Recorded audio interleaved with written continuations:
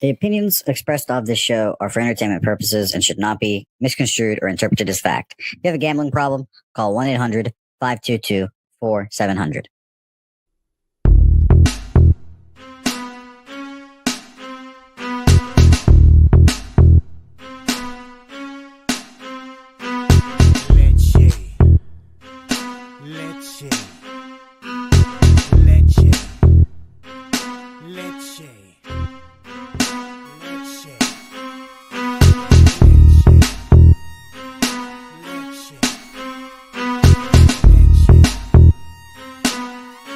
Introducing PubCoin. PubCoin is the rewards program for pub sports contributors. Regular chat contributors share their play of the day, POD, in the YouTube chat, including the phrase POD in their message. At the end of the week, the amount of units earned are converted into PubCoins. PubCoin can be used as reward points for prizes, shop discounts, and contests.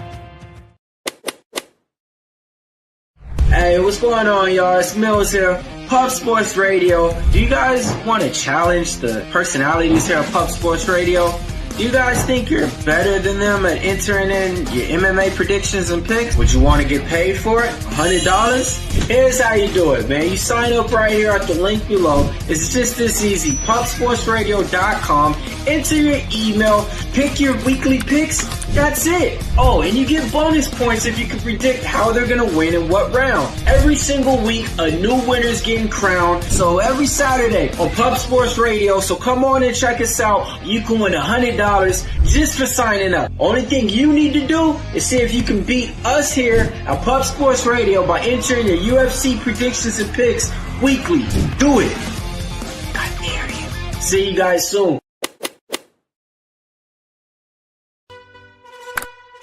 Upgrade your membership to Gold, you will be automatically entered in every horse race, every Wednesday and Friday. It is time to race horses. We are racing camels today. Shout out to the Gold members. We're racing in San Antonio immediately here. And we're off. 2 minutes, 74 canals on this racetrack. It's wide.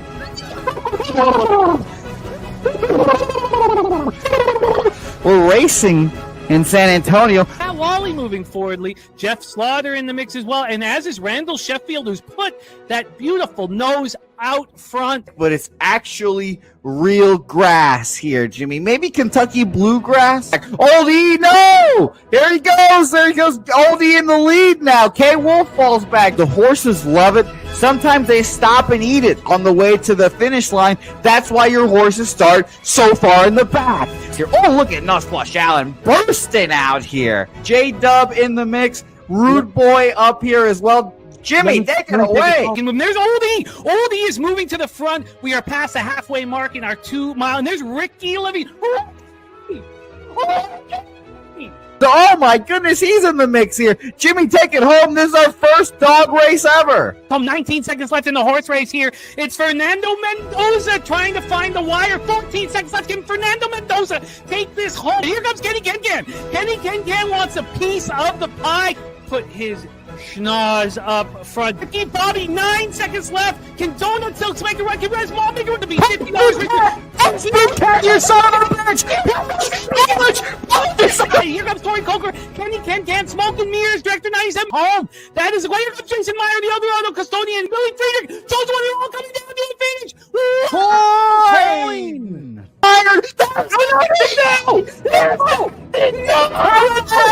Nowhere! Oh no! Fanatical Jim!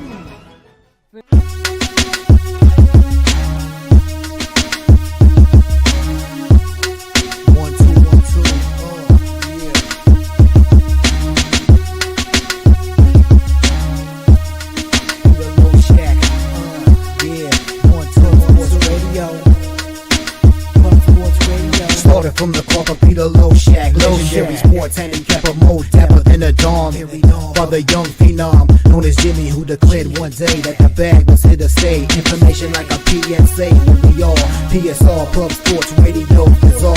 Is a man named Slaughter and he flipped the script. No competition in this but they quit the trip. Though we say we be pubbing, better with the bag and you love it. We want a top 10, we above it. Let's check.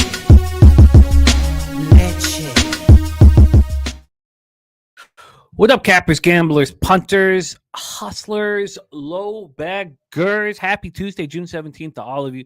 Thank you for watching Betting with the Bag, or Loshak in the Bag, right here on Pub Sports Radio. Peter Loshak will be with us here shortly. We have a monstrous week ahead of us, and it begins today. I feel refreshed and ready to rock. I was on quite a run before Friday, and then the weekend kind of took the wind out of my sails, but you're not just going to win every day. Unfortunately, the losing days had just been like vig. I mean, this was my first real crash and burn losing day in a while. So I'm ready to get back and attack. I'm refreshed and ready to rock. Thank you guys for joining us. Great to see all the cappers in the chat. We got Gorky in the house. Anisimova, Schneider, moneyline. Kessler, moneyline for Gorky. Lamont Williams, Max betting the Florida Panthers moneyline. Stacks play today number 1. Vladimir Guerrero Jr. over 1.5 bases, minus 103. And Ellie Dela Cruz over 1.5 bases, plus 102. Pig Milk play today is Astros moneyline. And True Teller has the Oilers series at plus 280. And he's got 500 on the money line tonight for the Oilers. Irish King cashing Oklahoma City minus 9.5. It was a sweat near the end, but you got it done. Nice job. Great to see all of you guys. We got Jermaine in the house. Billy Friedrich says Panthers are going to win the cup again, and Nuke Worker is on the Oilers money line. I like to see that. I have not moved on this hockey game yet. We're going to be capping it here shortly, and we'll get into it very, very soon. Just want to make sure I've copied and pasted all of the action from our cappers in the chat. Man, I'm pumped up. I'm excited. I'm excited to rock with you guys. Irish King ready to go. Justin McKelvey in the house. Wine Time Sports. Chip Plylar ready to eat. Great to see all of you guys. Fernando Mendoza, Skinner and goal for the Oilers. That's what we expected. I'm very thankful, though, that he is. It's a great opportunity for him. It's a huge opportunity for him. I'm happy he's getting the opportunity. I'm excited about the game. I'm getting more excited. I've been, not wanting it to come for a while, but I'm actually starting to get excited about the game. I like Skinner coming back in. There's a lot of, we're set up for a great storyline. If McDavid and Draisaitl fail to menace, this will hang over them. We'll talk about it for a long time. If Skinner doesn't step up here, we'll talk about that. But if he does, and if they bring the series back to Edmonton, I know the Sharps will all be on Florida in Game 7 in Edmonton. It'd be a lot of fun. So we'll see. But Daniel Hernandez says the Oilers season ends tonight. Rich H in the house says Stanley's in the house. We're going to open with that. There's our guy, Von Polo, in the house. What up, Von Polo? Says, hope everybody's smelling good today. He's on the Florida Panthers. Big Daddy Boom, Leo Leon in the house. Nut Flush Allen. Robert Franklin has the over 6.5 parlay with Corey Perry over 1.5 shots on goal. Irish King ready to get to work, and so am I. I kept copied 9 legacy. Got Robert Franklin's action in here.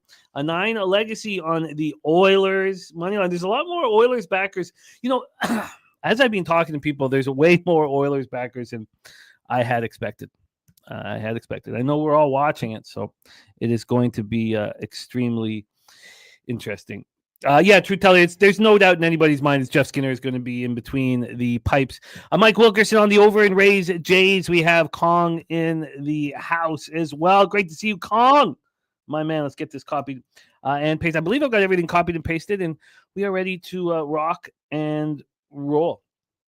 We're ready to rock and roll. Billy Friedrich said should never have bench Skinner in first place. No, you had to. This was different than you had to go back to Pickard. He hadn't lost the game all Stanley Cup or all playoffs. He hadn't lost the game all playoffs. He comes in out of nowhere and they're down 3-0 and they come back and win. You had to go back to him. So I don't feel like that was a mistake, but it's all good. I did say Stuart Skinner, didn't I? I hope I didn't say Jeff Skinner. There's Spooner with his action here in the house, and my partner in crime ready to rock and roll. Without further ado, please welcome. Loshak to the show. Peter, what's good, man? How are you? How's it going? Have you already started handicapping that game? I'll just give my 2 cents analysis of the NHL game. I don't fucking know. That's my contribution to our breakdown today. Have you already started the breakdown? We have not, but you have got us perfectly set up. But before we do, I'll expound on that. Okay. There's my guy Dutch Boy Fresh in the house. Our Medicaid Mondays. We did have somebody from our past come into my chat on Friday, Peter. Yes, Quentin Jennings, or as we remembered him as Q Peso. Q Peso came in the chat to tell us that Lobagalin will be 7 years old on July 3rd. All right. I was having a great day. Wow. How time flies. Fuck. So are you. Lobagalin will be 7 on July 3rd. We got Troy Torrance in the house. It's time to get to work. But shout out huge shout out to Lobagalin. Yes. Huge shout out. That's beautiful to hear, though. Yes. And I think that we need to create an education fund in Lobagalin's honor, but we'll talk about that soon. And we will do that. Florida team total over for Jermaine. We got Robert Cherry in the house. Jacob says under 6.5 tonight. I mean, how did the under not hit last game? I mean, it's just crazy. It's crazy. Let me just get Jermaine's action in. We got Adam Lastman, Deacon Mike. Squad is uniting. So let's get to work, Peter. You did a glorious setup for our Game 6 of the Stanley Cup Finals. Sunrise, Florida. Irish King playing the overtime single here. Do you want to set us up any more for my breakdown for tonight's game? Sure. First, want to wish Happy Pride Month to Deacon Mike. Deacon Mike, great to see you in the comments section. All right, Jimmy the Bag. In general, have a nice little read on NHL, and particularly so in the playoffs. This game, though, I don't fucking know. I guess as a dog, you take Edmonton, right? They are a team that you bet them when they're down, both in games and in series. But when you're going up against an elite team, those kind of tendencies, sometimes you throw them out or you proceed with caution. Of course, this is Game 6.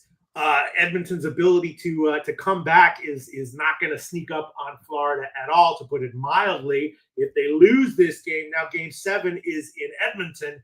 I don't know, if that, obviously wherever this game is being played, Florida would be 100% motivated, but they're a deep team. They got all the fucking lines are producing. Connor McDavid, they're holding him down, Jim. You know what I mean? You're comparing this to the Jordan years. Nobody was holding Jordan down successfully, right?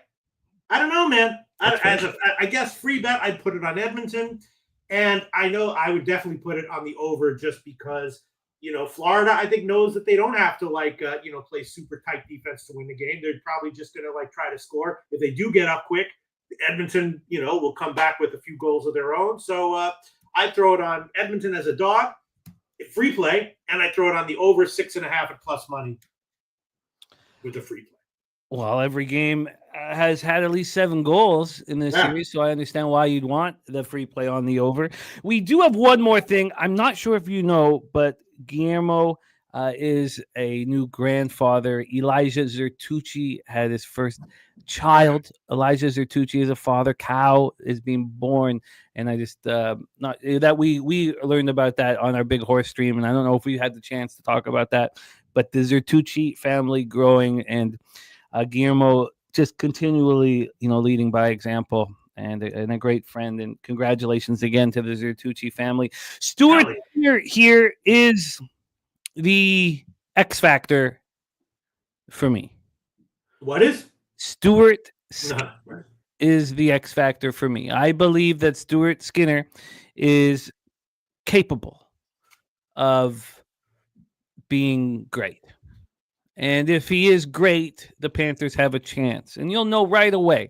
We'll know what is in store right away, because the Panthers have scored at least 2 goals in the first period in every game of the series. So Skinner has to step up early, and we'll get into more of that here, and I expect that he will. AM at the beach grilling food. Benjamin Mills has a trophy presentation later tonight. Bobby Cherry said, I bet every game in the series, Edmonton and the over. Why stop now? Back to the well. And Irish King saying Ron McLean is the worst TV anchor. And AM says Evander Kane is the X Factor. Now we could have our own X Factors in this series. You can have Evander Kane, AM, and I can have Stuart Skinner. So let's roll. Obviously, many elephants in the room when it comes to the Oilers, unfortunately. Goddamn. But that 67.1% penalty kill throughout the playoffs has been extremely detrimental and something that AM brought up many times, and he was absolutely right. It's a big problem. And we have the winner of Game 5. What a chance the Oilers had in Florida. The Panthers win, which gives them a 3-2 lead in the series, and teams that win Game 5 to take a 3-2 lead in the Stanley Cup Finals have won 19 of 26 opportunities. 73.1% of the time that team has won the Stanley Cup. Brad Marchand scored 2 goals. He had series leading 6, the most of any player in the Stanley Cup Final since 1988. That man was Esa Tikkanen, who had 6 goals. I mean, I said that he was getting some lucky bounces, and good God, do I have to eat my words? I have to eat my words. He was spectacular. I'm astonished that Bennett is the favorite to win the Conn Smythe and such a big favorite.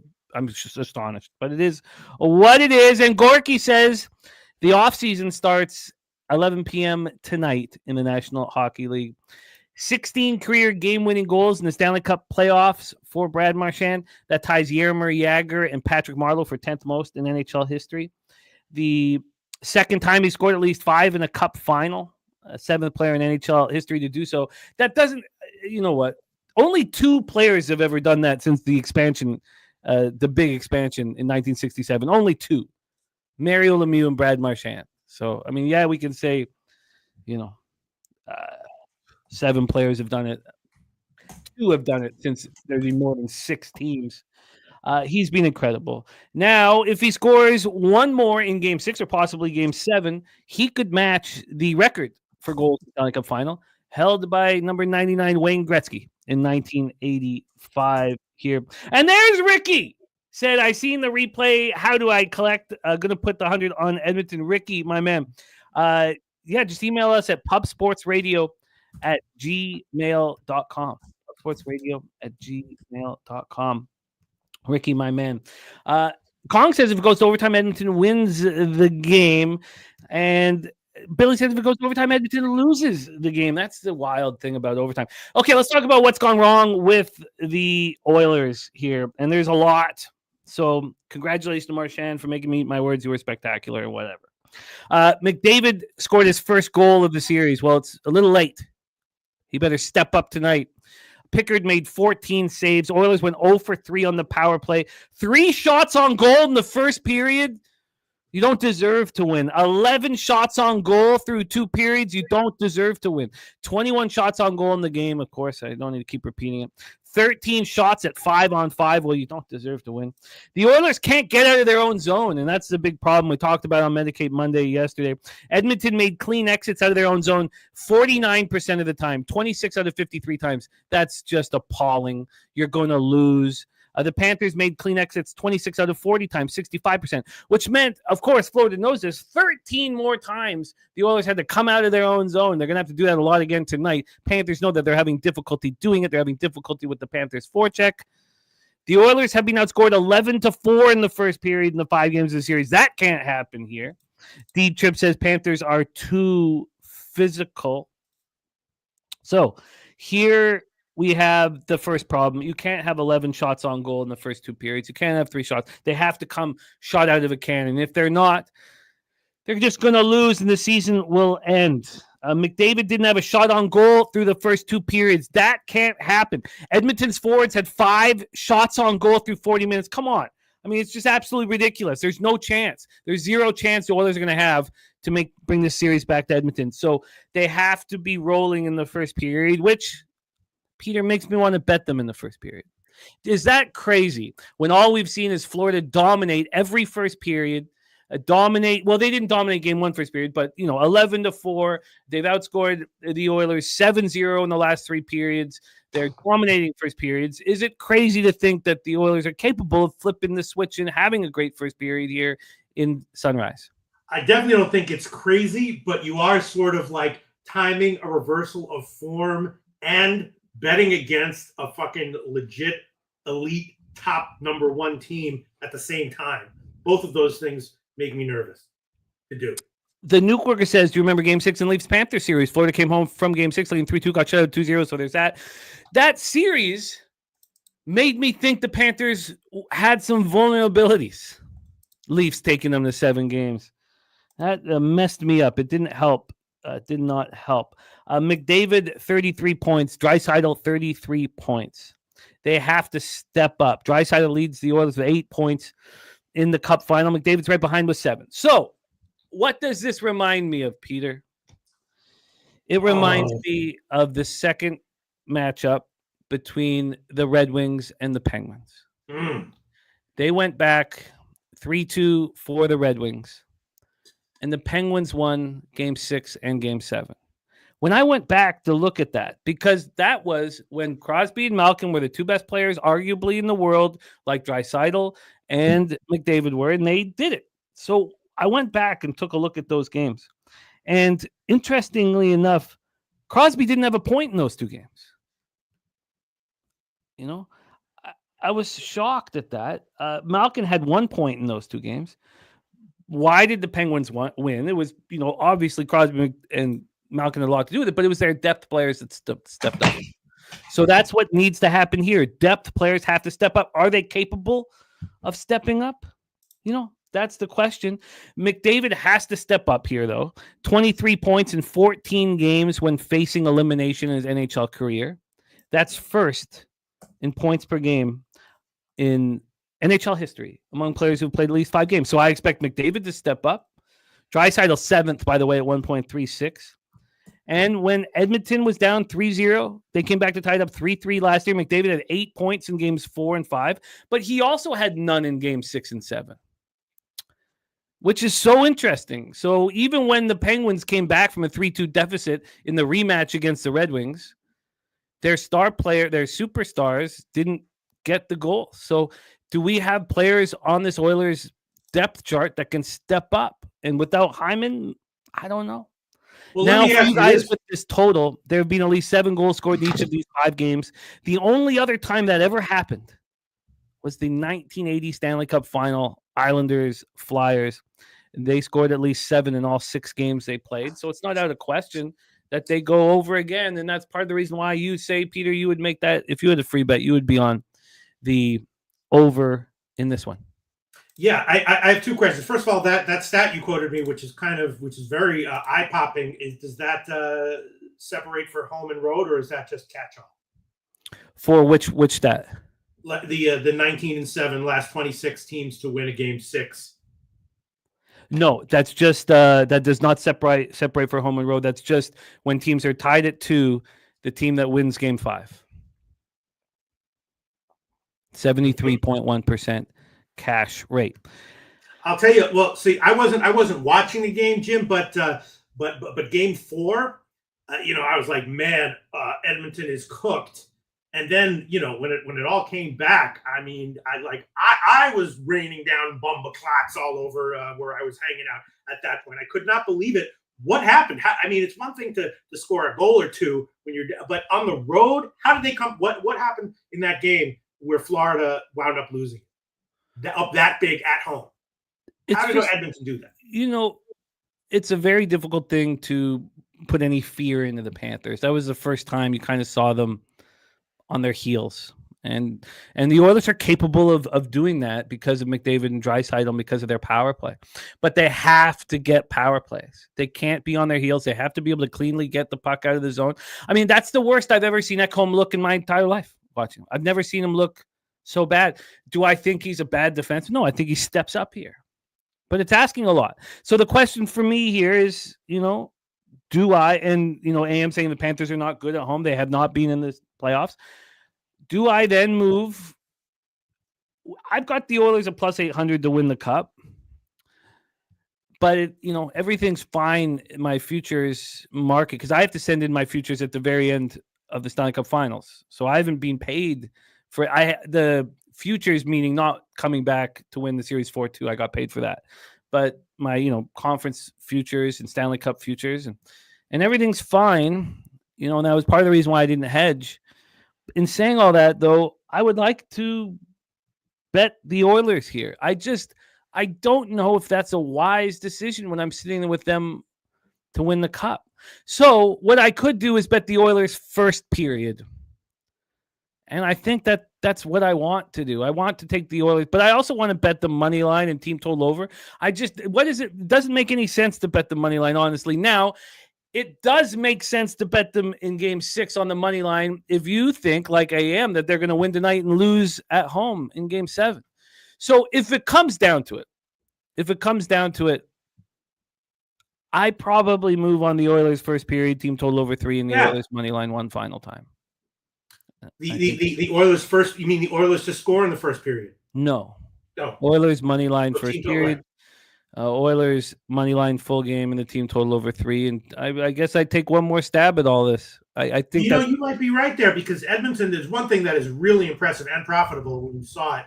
Edmonton is just a fucking comeback team, even if they're down 3 on the road or whatever. The first period of this game is a comeback spot for them, psychologically. You know what I mean? Ames, I do know what you mean. Ames on the Oilers to score first at -105 tonight. That could be a better way of doing it, but that might be a better way of doing it. And that's the reason why I have not bet yet. I wanted to talk it out with you guys. No, I think you're right, Jim. The more we talk about it, I think. Okay, and look again. I've been wrong about this series. I could be wrong about this game tonight. I think that Stuart Skinner is going to step up tonight. I apologize if I said Jeff earlier, but I think that Stu Skinner steps up here tonight and plays great. He needs other people to step up, but I think he steps up and plays great tonight. And I don't see how they can't. So these things to me, when you're on the road, you're away from your family. The rumor is when they come back in game 7, they're staying in the hotel. Now, I don't know if that's true, and I hope they do that. Get away from everybody, Get away from your family, get away from everybody. But this is coachable. They should be fired out of a cannon with their sticks down, not, no high sticks, don't leave your feet with hits, and they should take everything at the net. I mean, is Edmonton okay 5-on-5, or do they need the penalties to start to really rally? Well, yeah, unless you're going to load up Draisaitl and McDavid on one line, which I think they should. I think it should be Draisaitl, McDavid, and Brown, and move Nuge on the second line. But so when it's all said and done, I think that's the plan here. I think that's. I might. I'm not going to make it official, but I might bet that for a little bit. Edmonton to score first, or Edmonton first period money line, something like that. I think you're right. I think the impressive and very real Edmonton shocking comeback vibe, no matter what the situation, will be in play here. Normally, you'd be waiting for them. That's what I'm doing all series long, and even before this series, waiting for them to go down. And I've gotten burned a few times, but more than that, I've done well with it. Waiting for them to go down 1-zip or 2-zip, and then betting them plus 2.5 money line, whatever. But I think in this situation, in this game, that psychological situation for them, it will be in play in the first period. I think you're right, Jim. I think so. I think it needs to be bet, and then I will. I mean, the X's and O's of getting out of your zone against this Florida Panthers forecheck is coachable. I imagine they're spending every moment of their practices, not even like when they're on the ice, but in the video room, just getting the puck out cleanly. This is all coachable. So okay. So when it's said and done, that's the move I'm going to make. I'm gonna move on the Oilers first period. I'll move on the Oilers team total over 3 and the Oilers full game money line. And now, should I then make Oilers to score first, like AM is talking about? I'll think about that for sure, and decide. And I'll make my moves after the after the show here. And thank you guys for talking it out with me. And I know that you guys who are on Florida are very confident. You have every right to be. You have every right to be. Peter Loshak, anything you want to make official before we get into this MLB card? Because we do have 6 WNBA Commissioner Cup games. Anything you want to do before we move into MLB card? Yeah, you know what? I'll tell you what. I will make it official. I'll find the price. I will take Edmonton to score first period. I think you're right. Score first period. They might pull the goalie after 10 minutes. Let's try to get a goal here. I think you're right. I'm excited. There's my guy, Lil Domo, in the house. Shout out to Chill Will, Mike and the fam, Lil Domo. This is going to be, you know what? I'm excited now. It took me a couple days to get here, but I'm excited now. I'm excited, and I'll move on this game. I'll fire again. Because the idea of them winning. Remember, 4 nations. I told you guys, and obviously it's just a simple thought when you're talking about the best players in the world, but that the Americans would win in Montreal and the Canadians would win in Boston. And that's possible here. Although if it goes to game 7 in Edmonton, I think Edmonton's very, very live. I think you want to be at home in game 7. It's very, very helpful. But why not try and make some money here in the final game of the year? So there it is. That's it. My man, just my 2 cents in the house. And Billy Friedrich missed 10-leg SGP on 1 Obi top and rebound. I hate hearing that. AM saying Evander Kane, huge game. Move back second line after being on the 4th line. Res Mob smashed the Respect play today. Parlay Matt there in 6+ points and Angels +1. I love it. Okay, there is the Stanley Cup Final Game 6. Peter, let's get to work in Major League Baseball, my friend. I've copied and pasted all the action from Cappers in the chat, so we will go over them. And we have Port Dopes Cal Quantrill on the bump here, Peter. One of my favorite pitchers and one who's made me a lot of money on first 3 unders.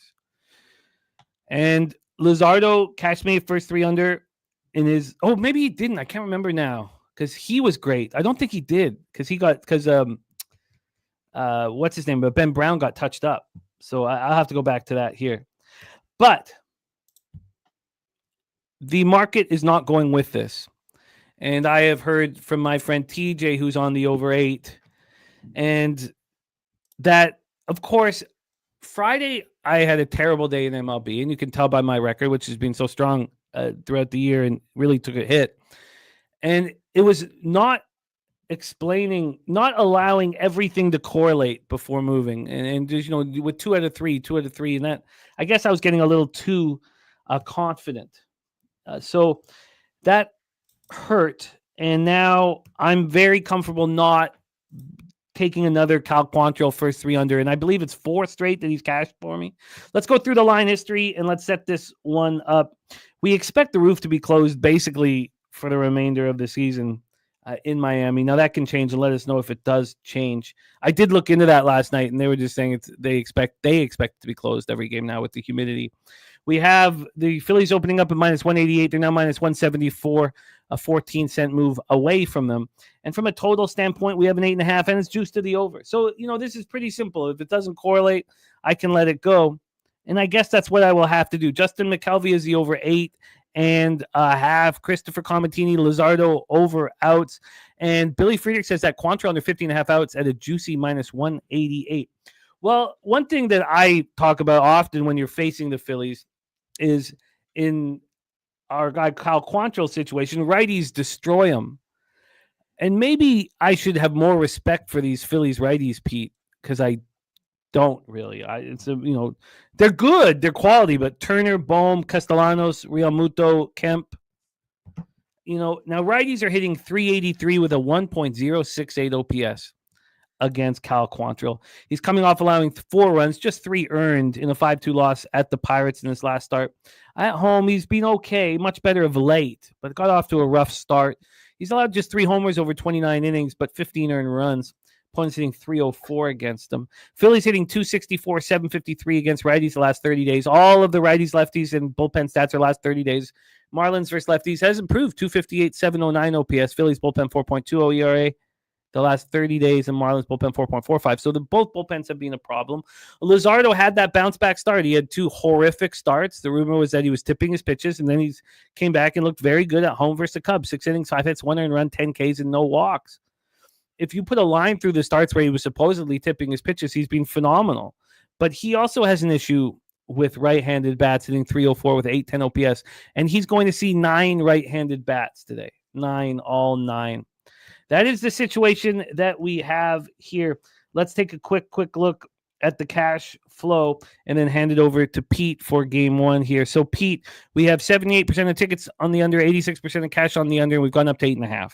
We have 54% of the tickets on the Phillies, but 58% of the cash on the Miami Marlins. We've seen a slight move, about 10 cents towards the Marlins. We have Billy Friedrich finding the Quantrill under 15.5 outs at minus 175 over at DraftKings. It says 12 of Quantrill's 13 starts have gone under the 15.5. Peter, take it away. Quantrill from Port Dope, Ontario, and Jesus Luzardo. Take it away. Yeah, I mean, of course, Luzardo used to be with Miami, bouncing back after the tipping pitches, which is what, it's reported that it was. And if you look at I looked at his advanced, metrics and everything, and there was nothing there that would indicate that he would get crushed in those starts. So it was obviously tipping pitches, and looks like he solved it. I kind of like his over 6.5 strikeouts at plus money. I mean, the lefty-righty thing is an issue, I guess, but I my numbers indicate a good start from Luzardo. Is there some reason to expect that that's not likely to be the case here? Well, only Chad Pickard's angle would be the only thing. He says he was on Phillies yesterday. He's on Marlins plus 1.5, plus 105 today. He says Luzardo back in Miami. He says his pitching staff knows him inside and out. Marlins have been good against left-handed pitching as of late. And those are valid. All those are valid. Sure. Jerry Davis said, just like I picked against Eflin facing his own team, I'm picking against Luzardo. So there we have back-to-back guys who are fading their old teams. So those are the angles. If you people don't like Quantrill, because my numbers also indicate a little value with over 3.5 strikeouts for him. Not that he's should have a good start here overall, but that his strikeout prop is a little bit low. We don't like Quantrill or something like that. Look, you're talking to the wrong guy. This guy's been paying me out first 3 unders nonstop. So who doesn't like it? Troy Torrance? Who doesn't like Quantrill? Well, Billy Friedrich is talking about his xERA at 5.20, but he got off to a horrific start this year. Yeah. So. All right, I'm gonna take a shot with Quantrill over 3.5 strikeouts. I'll find the best line here. All right, Peter looking at Quantrill over 3.5 Ks. JM says Cal Quantrill is trash. I mean, obviously, JM, you haven't been making money off him in first threes every single start. Or you hate money and you think money is trash. I mean, he's not good. And as you know, Jim, there's a lot of times when I expect someone to, get hit a little bit and still like his over strikeouts prop. We've seen that. Yes, we've seen that often. So, I get it here. The Quantrill's has pitched now in 6 straight unders. The numbers he had in May were very strong. And I know a lot of you guys, I don't believe in him, but I wouldn't say I believe in him. That's just a low strikeout number. And he's the kind of guy who can get hit and still get you a couple strikeouts here and there. Oh, just I can't bet the first 300 if it goes from 8 to 8.5. I need everything to correlate more, and I started hammering just 2 or 3s, and it didn't work for me. The first thing I wrote on this entire card was the first 300, but I was only going to it because of cashing it with Quantrill over and over again. As I told you, just 6 straight unders he's been a part of. There we go. All right. But Justin, I think you're in good shape with your over. All right. So nothing for me here. Nothing for me. Jermaine saying Luzardo didn't pitch against the Marlins yet. Well, this is obviously his first season with, again, not as part of that squad. But let's just go through his game log here, see if he's had any starts against these fish. And the answer is no. He is. Oh, yes, he did. Good call. But it was at home. This is first time back in Miami. And he shut him down. No, that's a good call. Very important. Very, very important, Jermaine. So, yes, he pitched against the Marlins on April 20th, 420. 7 innings, 8 hits, 2 runs, one of which was earned, 7 Ks and no walks. All right. Oh, man. Thinking of you, Kong, my man. Thinking of you. That's tough, man. You respect to the hard work that you have to put in, man. Respect. And thank you for all that you do for us. How about this? This might help Kong get through the day. 115 Fahrenheit in the factory. Sometimes you need to see the fruits of your labor, and this was built for you, Kong.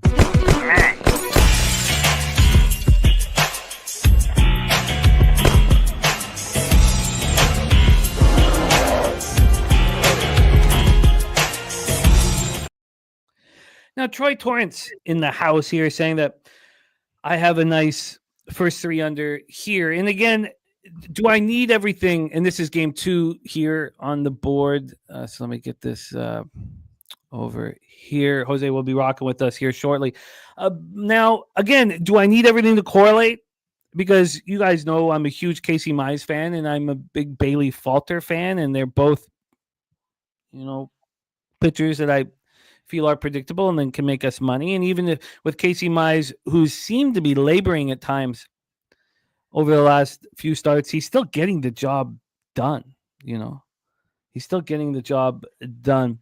So let's roll here. Bailey Falter, Casey Mize, we're in Detroit, Michigan. Let's start with the weather in Detroit, Michigan. And look at our guy, Nate Dogg, always supporting us. Always has our back, Peter. 5 Pub Sports Radio memberships, gifting them to bless our action and lead us into the future. Look at this guy, Nate Dogg, always supporting us. Whenever there's a fundraiser for one of our cappers, he's always supporting it, always supporting us. We thank you, man, from the bottom of our hearts, blessing our action to get us rolling. JM has Falter over 2.5 runs. And with the way Tigers are hitting lefties right now, number 1 in Major League Baseball over the last 30 days, I get it. 280 with an 849 OPS. It's funny because the Tigers are number 1 in the league last 30 days versus lefties and 30th against righties. Oh no, Billy. No. I wish there was some excitement there. But no, I cannot be caught. I don't think I'd get caught if it was 14 games. I cannot be caught, my friend. Sadly. But shout out to Salty Pete. Our friend Salty Pete going to be in second in our contest, and a nice payout for both of us. Let's get back here to Falter, and let's talk about the weather here. So first off, we'll talk about Swish and what they have for this spot here in Detroit. 86 Fahrenheit, feels like 87. 10.1 miles per hour right to left and in, slightly in, right to left and diagonally in. Dies down to 8.3. So it's not very good weather for, well, the wind isn't blowing out. Let me just leave it at that. Comerica's plus 5% overall, minus 4% homers, minus 2% doubles and triples, and plus 13%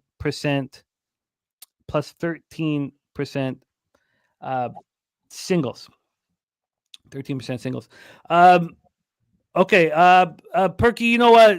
Nuke is one of our favorite guys here. So I don't,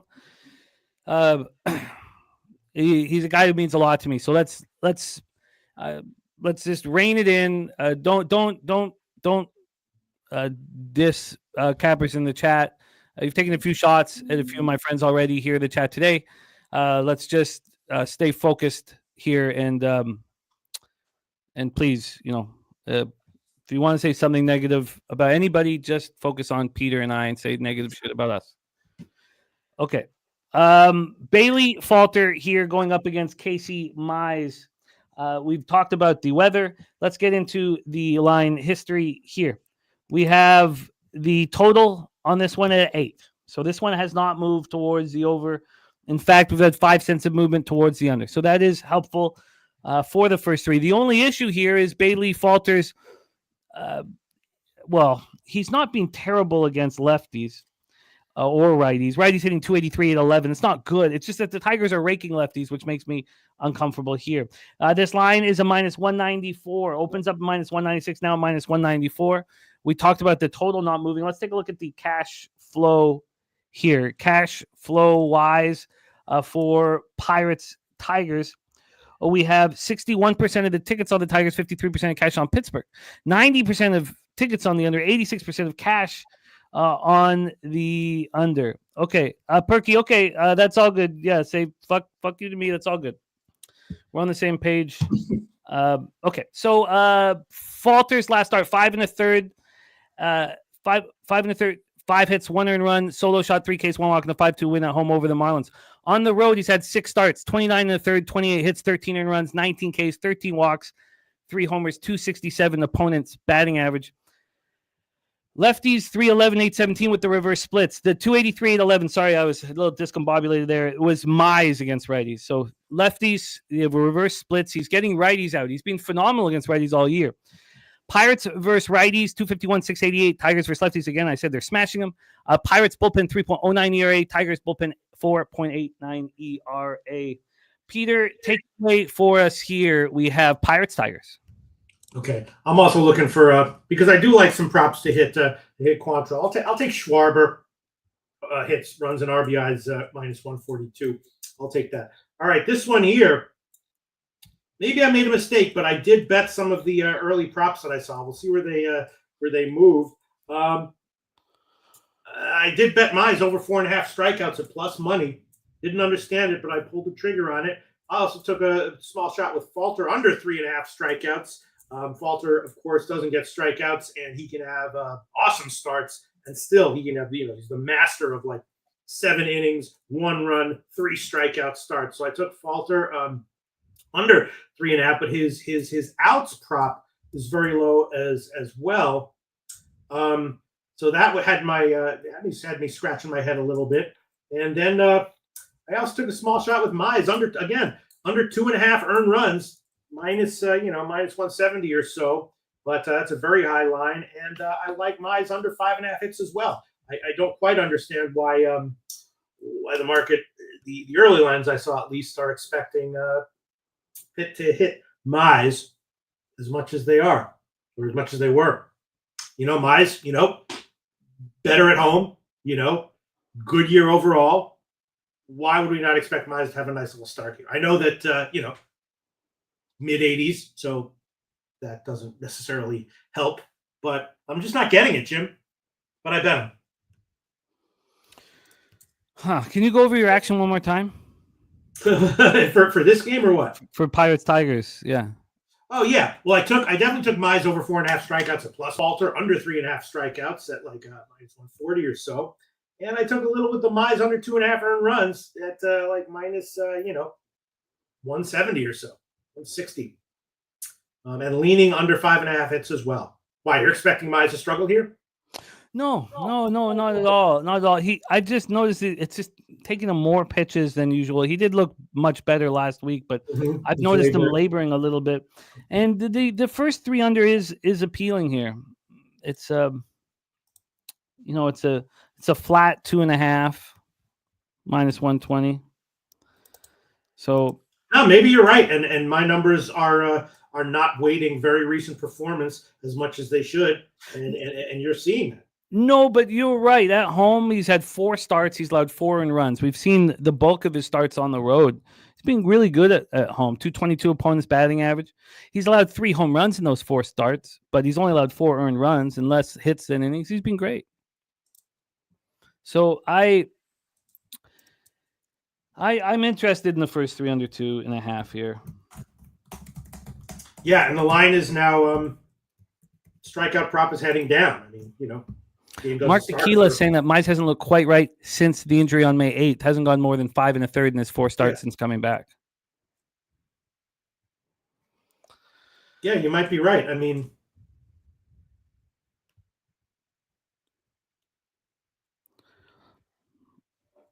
I'm interested in the first 3 under 2.5 here. Is there? Yeah, I guess I'm interested in it. The weather isn't hurting it. The market is slightly moving towards the under. The Tigers bullpen's been a train wreck. 4.89 ERA in the last,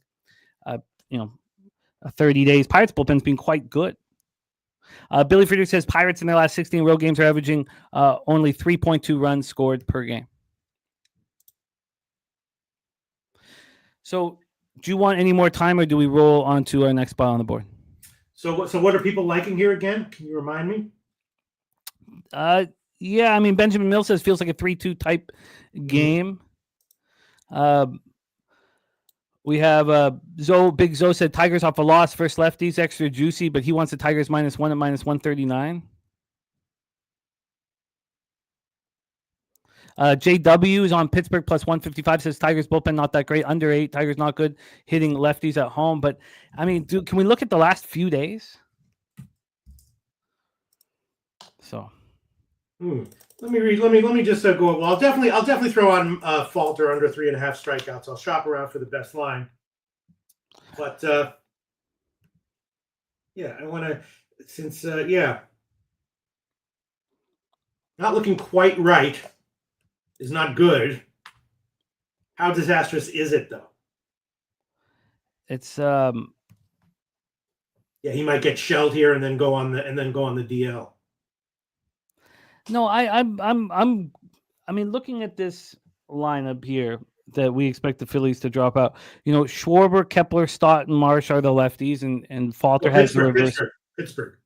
Oh, sorry. Oh my God, I'm just sorry that I'm a little discombobulated. You guys, if we could just, everything going on in the chat, if we could just focus together on capping the card, and there's always going to be bumps and bruises on the way when you hang out with people each and every day, and I'm very thankful you guys are here, and I love capping with all of you, and so let's just see if we can just move forward here together. I'm reading the chat right now. I'm not discombobulated at all. Okay. Who's got some shit to say? So say that shit to me. And in my head, I screwed up there. I was thinking, no, it's he should not have. You guys, this is. I'm sorry that this is all happening. You're right, and let's. I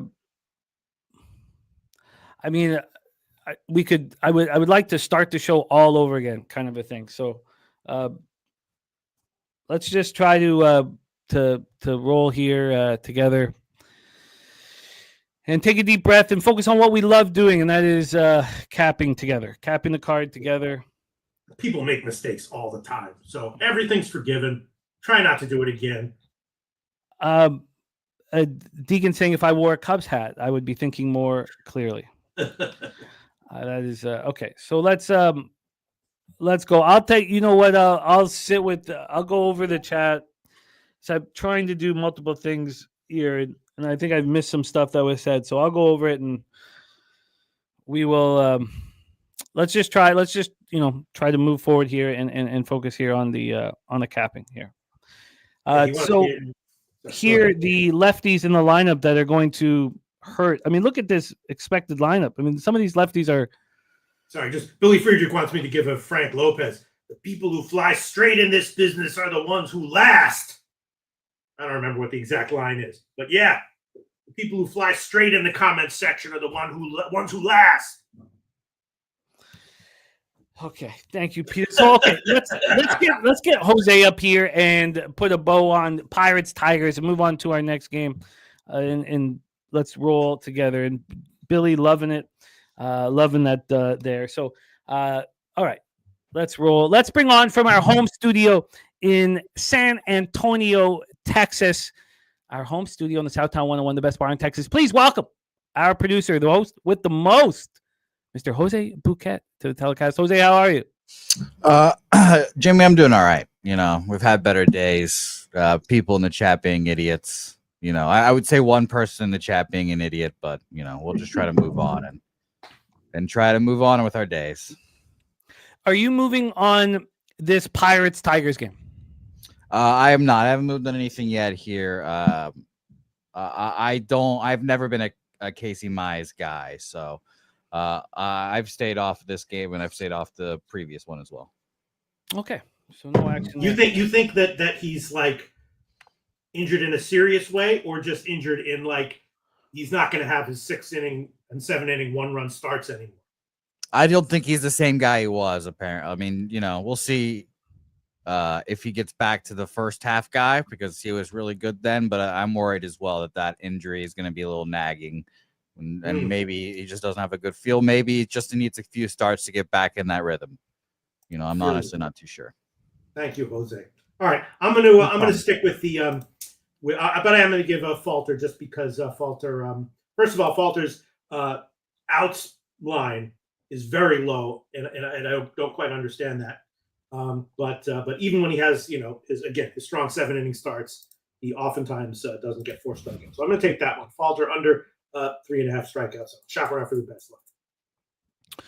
Okay, Perky's on the Tigers run line here, and a lot of talk with Jose here about the big trade that took place here. We will ask him about it when the time is right. Let's get him. Let's get him to I don't want to. You just immediately to anal. I don't get wined and dined first. You just want to fuck me first. There's no whining and dining. Jesus, chat. Okay, don't worry. Nice, Jose Bouquet. Yeah. Oh my God. All right. Full fist too. No. Oh no! You hit it. You nailed it the first go round. You don't need to tag it. Okay. Nailed it. Let's roll. Let's roll on to our next spot on the board. 6:45 p.m. Eastern with the Colorado Rockies 50-57, 8-30 on the road at the Washington Nationals 30-42, 15-22 at home at Nationals Park in Washington, D.C. This game I found very appealing because I have a sickness with these terrible pitchers, and I have a sickness of trying to find the right spot to back Senzatella. And I can't explain this sickness. Let's talk about the weather here in D.C. 81 Fahrenheit, feels like 88, 5.6 miles per hour out to left field. Dies down at 4.7 miles per hour. Let's get into Johnny Guns. No, he's got enough nicknames, Johnny. We have Washington at minus 189. Opened up at minus 182. 7 cents of movement towards these Nationals. On the total here for this one, we have a 9.5. It's minus 111 to the under. That's exactly this line. Now, the problem is that this came out at 9:33 p.m. at 9.5, minus 111 to the under. So should we not care that it came out, at 2:34 p.m. At 9 and didn't make it a minute before a 10-cent move to the over, and then 10 minutes before it was a 9.5? Because if you include that in your breakdowns, you would think that this game would be going over and that the Sharps hammered the over right away. If you saw it opening up at 9.5, you would think, wow, there's a lot of money on the over and it's not moving. Plus 17% is Nationals Park, plus 20% homers, plus 15% doubles and triples, plus 5% singles. Now, we do know that Senzatella is used to that kind of tough weather conditions. We have Soroka, let's finish with Senzatella. 1-10, 7.23 ERA, 2.03 whip. His last start was bad. He actually looked pretty good through the first 4 innings. Doyle misread a ball. I should have cashed that first 3 under, but I did not. On the road, he's had 6 starts, 27 2/3. He's allowed 51 hits, and opponents are hitting 408 against him. I mean, opponents are Ted Williams in his greatest season, 406 was, but lefties are hitting 405 with a 1.027 OPS. I mean, it's ridiculous. Soroka's had 5 innings, allowed 4 earned runs, 2 homers, 5 Ks for walks, and 4-3 losses at the Mets. At home, he's only had 3 starts, and he's been good. 7 earned runs, 197 opponent's batting average, and it's lefties for him. Lefties are hitting him very, very hard. Lefties are hitting him 263 with an 891 OPS. He's taking out all righties. Who are the lefties in this lineup? McMahon and Moniak, Toglia as a switch. This is wild weather conditions that will lead me away from the first 3 under.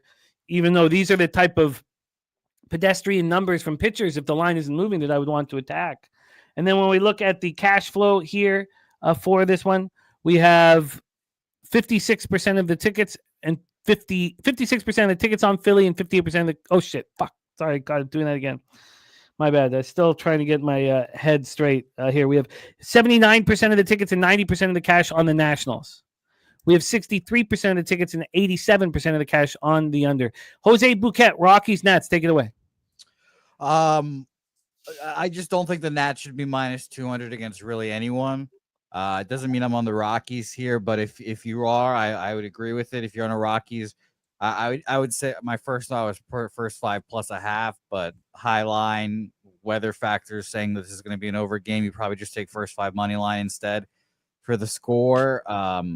But it'd be Rockies or nothing for me, and it's gonna be nothing for me.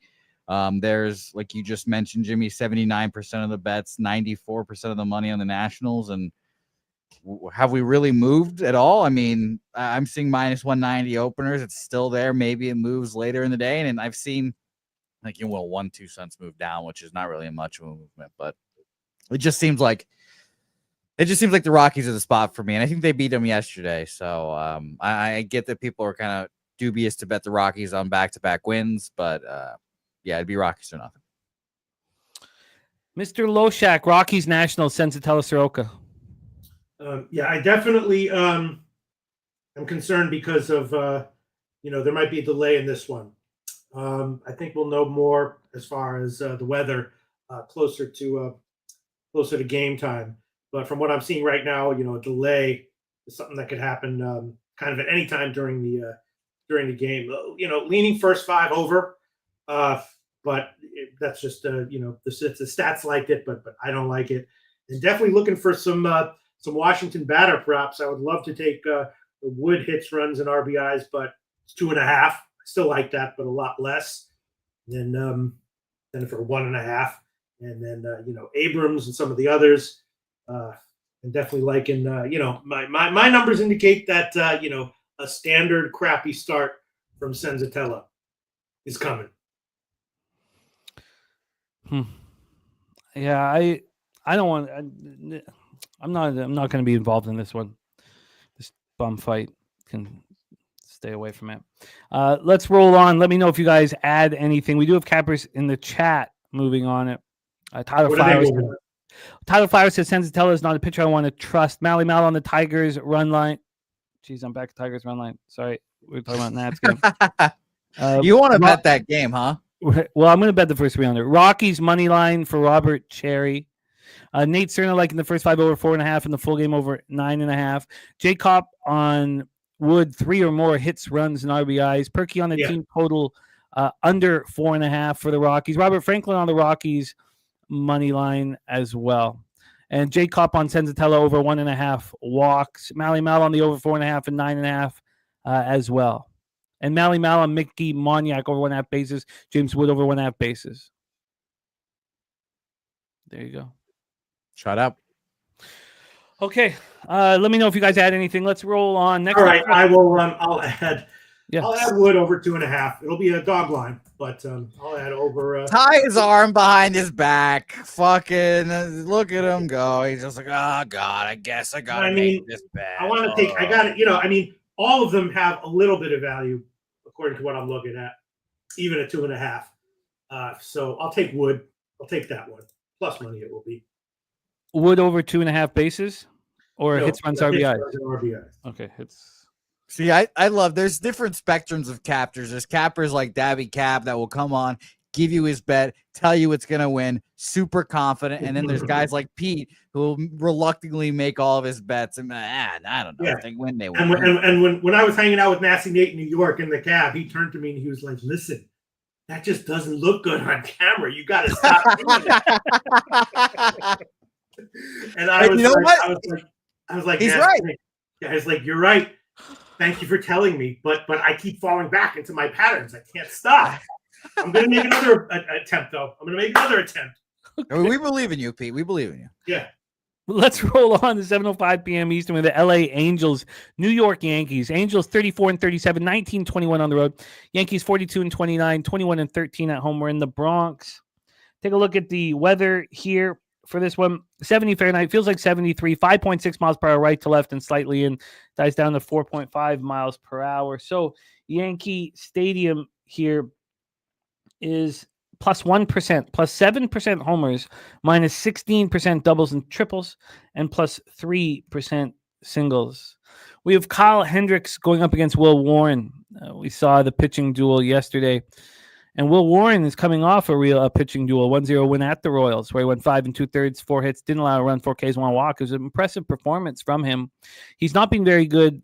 Well, he's been okay at home. It's tricky. He's 34 strikeouts and 25 2/3. You can understand why the brass for the Yankees believes in him.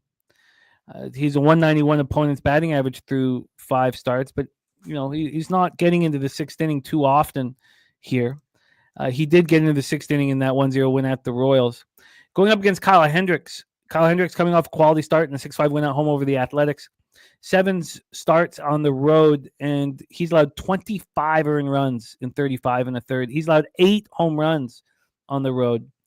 And righties are just teeing off on him. Righties hitting .318 with a .936 OPS. And Aaron Judge, Giancarlo Stanton, Volpe, LeMahieu, at least those 4 righties should be ready to attack. So Will Warren, it's lefties that Will Warren is not being able to handle here. But remember, this is the lineup. Other than Sean Noel, you have Rengifo the switch. So this is a good lineup for Will Warren to attack. And bullpen-wise, Angels' bullpen's been better than the Yankees' bullpen over the last 30 days. And the Yankees are only hitting righties slightly harder than the Angels over the last 30 days. So let's get into the line history. Here we have the Yankees minus 234. They opened up at minus 225, so they've had 9 cents of movement towards the New York Yankees. From a total perspective, here we have a 9. It's minus 112 to the over. This did get up to 9.5 for a cup of coffee around 3:10 a.m., and it came back. Overall, we've had just 2 cents of movement towards the over. And when we get to the cash flow here for Angels Yankees, you have 81% of the tickets on the Yankees, but just 59% of the cash. 72% of tickets on the under, but 61% of cash on the over. Mr. Bouquet, Londo's on the under here. Says 18% of public cash. Said the over is widely public and it's dropped from 11.5 to 9.5. Whoa, Jesus. Okay, I have this opening up at 9. Yeah, it opened up at 9. Are we talking about a different game? No, LA, New York. Okay. But the cash-wise, Londo, here we have, again, just to see this, 72% of tickets on the under, but 61% cash on the over. Mr. Bouquet, take it away. Yeah, so here, Troy put those eyes in the chat. He's saying 7-2 Yankees. And my antennas went up as soon as I looked at who was pitching today, and I saw minus 250. Good Lord.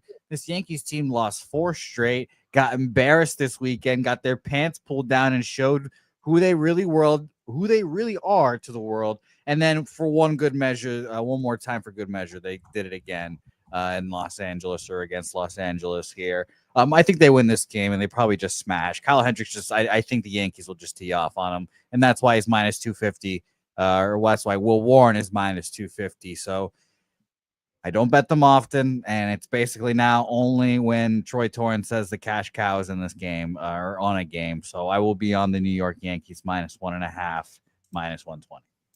And he's giving us a final score of 7-2. Final score here. Yankees 7, Angels 2.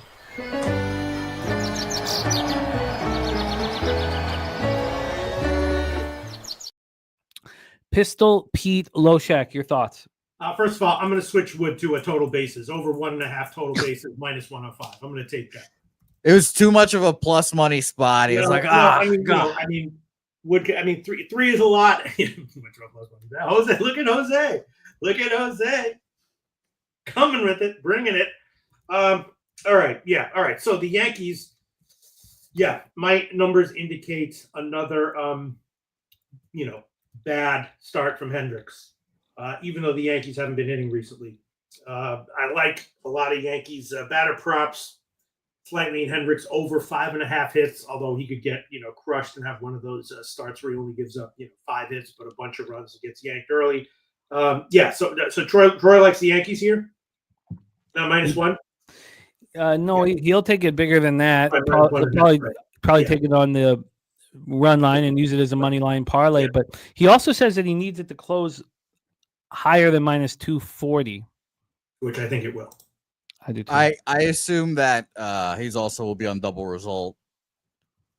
Troy, you obviously let us know in the chat, but double result seems like something that would be appealing in this game. I don't bet them, or I say I'm not offered them, so I don't know what the price would be, but I'm sure it's appealing to some.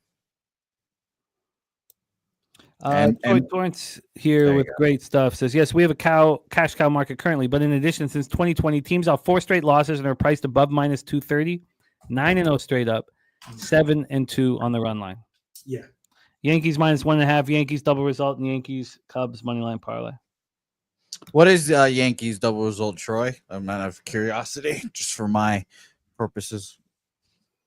I can tell you what I would get it at here, right? I don't know what they would be, so my guess would have been even money -120-ish around there. Big range. I think it'll be more expensive than that, but yeah. We'll find out here. Troy said -105. Yeah, -105. You nailed it. Yeah. See, I don't know those markets, but it's interesting. Well, it worked phenomenally for the last one I bet because it was the Astros, and they would have covered the first 5 on the -1 line, but they only won by 4-3 in the end.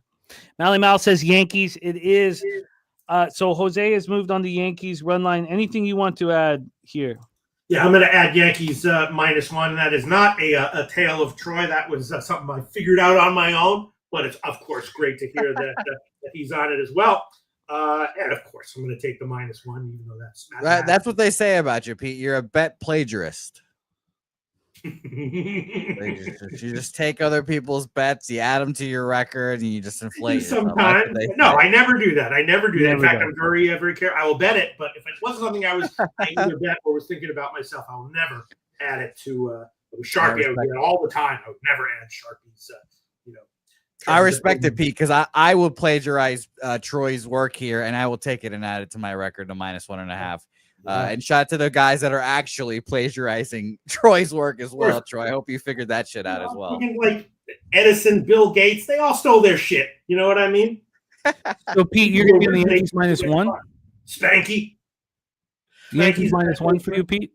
What? Yankees -1. And I also want to do some kind of props fading Hendricks because my numbers indicate that pretty much every they're all highly correlated, of course, but every number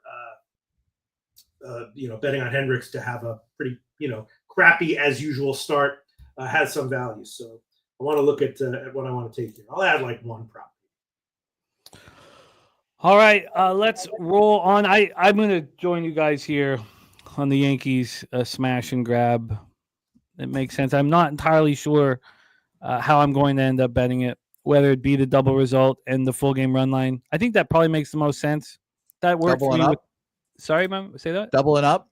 Yes, I expect a double up here. Whether that be not a triple up though. So whether that be Yankees first 5 -1 and the full game -1.5. But the Astros with the double result working, I think I might move to that. But I'll spend a little more time. I think this is one of the perfect spots for you too. When you, I hear your voice in my head saying that big favorites always need motivation to go out there and smack someone.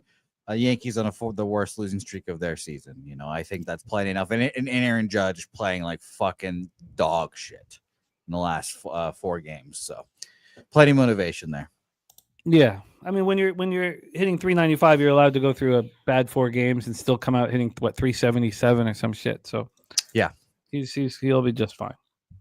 All right, let's roll on. Next up for us, 7:07 p.m. Eastern, with the Arizona Diamondbacks, 36-35, 16-17 on the road at the Toronto Blue Jays, 38-33, 22-13 at home. We're at the Rogers Center in Toronto, Ontario. My guy Brandon fought on the mound here. Fascinating line here. Going up against Chris Bassett, who is not looked quite as dominant of late. He's been quite good at home this year, and lefties continue to hit him very hard. Let's roll through the situation. First off, it's hot and beautiful in Toronto, so this roof will be open. 9.2 miles per hour to left center. The ball carries when the roof is open. We also have Stacks play of the day number 1. Stacks play of the day number 1 here. Over 1.5 bases for Vladdy Jr. Stacks, stacks, stacks, stacks, stacks, stacks, stacks, stacks, stacks, stacks, stacks, stacks, stacks, stacks. This total right now is sitting at an 8.5, but it's minus 119 to the over. This opened up at a flat 8, lasted there for 2 minutes. Half run move towards the 8.5. Then it got up to 9 before midnight. It was a legit 9 too. Then it dropped back to 8.5, back up to 9, bouncing all over the place. Now we have an 8.5. Still, it's a pretty big move and legit move towards the over. On the money line here, we have the Diamondbacks at plus 111.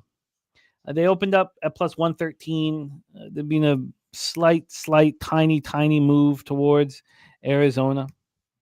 Let's get into the cash flow here for this one as we're talking about the surprise. Some of you guys surprised with this line in this interleague matchup. 65% of the tickets on the Blue Jays and 52% of the cash. 69-66 on the under. That is a surprise here, but we've noticed as we've switched from action telling us that every game everybody's on the over to Wager Talk, which tells us that every game everybody's on the under. Tricky for us to, yeah, I know, right? Fuck, it's unbelievable. Fought 5 innings last start, and he was great. It was a bounce back start. Him and Luzardo were in the same position. They were talking about how they were tipping their pitches. They both came back and pitched very well. He did allow those 2 home runs in the top of the 6th inning, 2 solo shots, and then he was pulled. But he was great through 5 and then got touched up in the 6th. Lefties against fought 297 with an 865 OPS. Righties 272, 826. Both sides are hitting him. Bassett 7-3, 3.70 ERA, 1.31 WHIP. He's coming off allowing 4 earned runs over 7 innings and a 10-9 win at the Cardinals. And I said of his number, I talked about his numbers at home, but we didn't talk about how lefties are hitting 293 with an 809 OPS. And you have Corbin Carroll, Josh Naylor, but Ketel Marte and Perdomo are switchies, so you expect the first 4 batters to all be lefties, and then you have Pavin Smith and Alec Thomas. You also have Gabriel Moreno coming back here. Thank God Kirk's hot at the moment. The last 30 days, Diamondbacks are ranking 257, 7. I mean, they've been ranking all year, but last 30 days, 257, 792 OPS. Blue Jays versus righties, last 30 days, 245, 719 OPS. Their power numbers are dropping a bit. Blue Jays bullpen's been very strong. It's the Diamondbacks bullpen that has been a problem here. 5.40 ERA over the last 30 days. Mr. Bouquet, an interesting one here at the Rogers Center in Toronto. Take it away. Yeah, I expected this line to be flipped, honestly. Minus 120 D-backs, plus 100 Blue Jays. But maybe I underrate the Blue Jays still. They're a team firmly in the playoff hunt. Nobody expected this. Everyone in Toronto, I'm sure, was not excited for baseball season. And now they've kind of put something together that's been pretty interesting to start this here. I mean, I've gone back and forth on this one, and I think this is just going to be a stay-off game for me. But the fact that minus 120, minus 130, minus 125, wherever you saw that open up at, was the opening line is the kind of my red flag. It's kind of like the move in football when one team is favored by 1.5 and then the line flips and the other team's favored by 1.5. The team that this is, just from last year, and Troy, you can shout out to you for pointing this out to me, I believe, and talking about it during Bankroll Bliss. But the team that's favored to begin with is the team that's been cashing more there. And it feels like the supercomputers are saying the Blue Jays should be favored for a reason here. And I think the Blue Jays probably end up winning, but I'm going to end up staying off. I'll just echo the market one more time for you. 65% of the bets and 52% of the money on the Blue Jays here is another little surprising thing here. I definitely thought there would be more D-backs bets, but Brandon Pfaadt has been bad, and it seems like more of a postseason pitcher than a regular season pitcher. I don't know, but I've stayed off this game as well. Let's hear from you, Mr. Loshak. Diamondbacks, Blue Jays. All right, by the way, I'm going to add on Stanton and Grisham hits, runs, and RBIs over 1.5 each. I'll quote the lines. And, of course, Yanks -1. The Diamondbacks and Blue Jays. What the fuck is that? You hold on 1 second. I'll be right back. Oh, Pete getting a phone call that's not on his landline? How interesting. Wow. God, it must be something huge. Yeah, it has to be something important. He wouldn't and by the way, that obviously, like I said, wasn't his landline. So it's someone that has that number. Only the elite people have that number. So what is your prediction here of Brandon Pfaadt, Jose? It's a great question. Who is the vulnerable one here? It's Pfaadt, right? It seems like it. Seems like Pfaadt's a vulnerable one here. Pete, you all right? Yeah, I'm okay. It seemed like that was an important call. Yes, fuck them. They'll wait. Wait. Yeah, but it seems like Pfaadt is the vulnerable one here, and why wouldn't he be? I don't have his last few starts in front of me, but he had like one bounce back start. Something happened with the River Plate line? No, Pete. Argentinian soccer's. That's the World FIFA World Cup. Oh, okay. I'm sorry. I'm hearing an echo. That's just you, Pete. That's you talking to yourself, Pete. It's okay though. Is that okay? Check. But yeah, nothing here for me. I think Pfaadt would be the vulnerable one of the two guys here, and I think the -120 line and the Blue Jays being favored to begin with is kind of the red flag. Maybe if I was a better capper, I've heard you say this before. Maybe if I was a better capper, I'd flip to the Blue Jays after wanting to bet the Diamondbacks originally, but I guess I'm not there in my development yet. I'm still a double-A gambler. Why does it surprise people that the Blue Jays are favorites?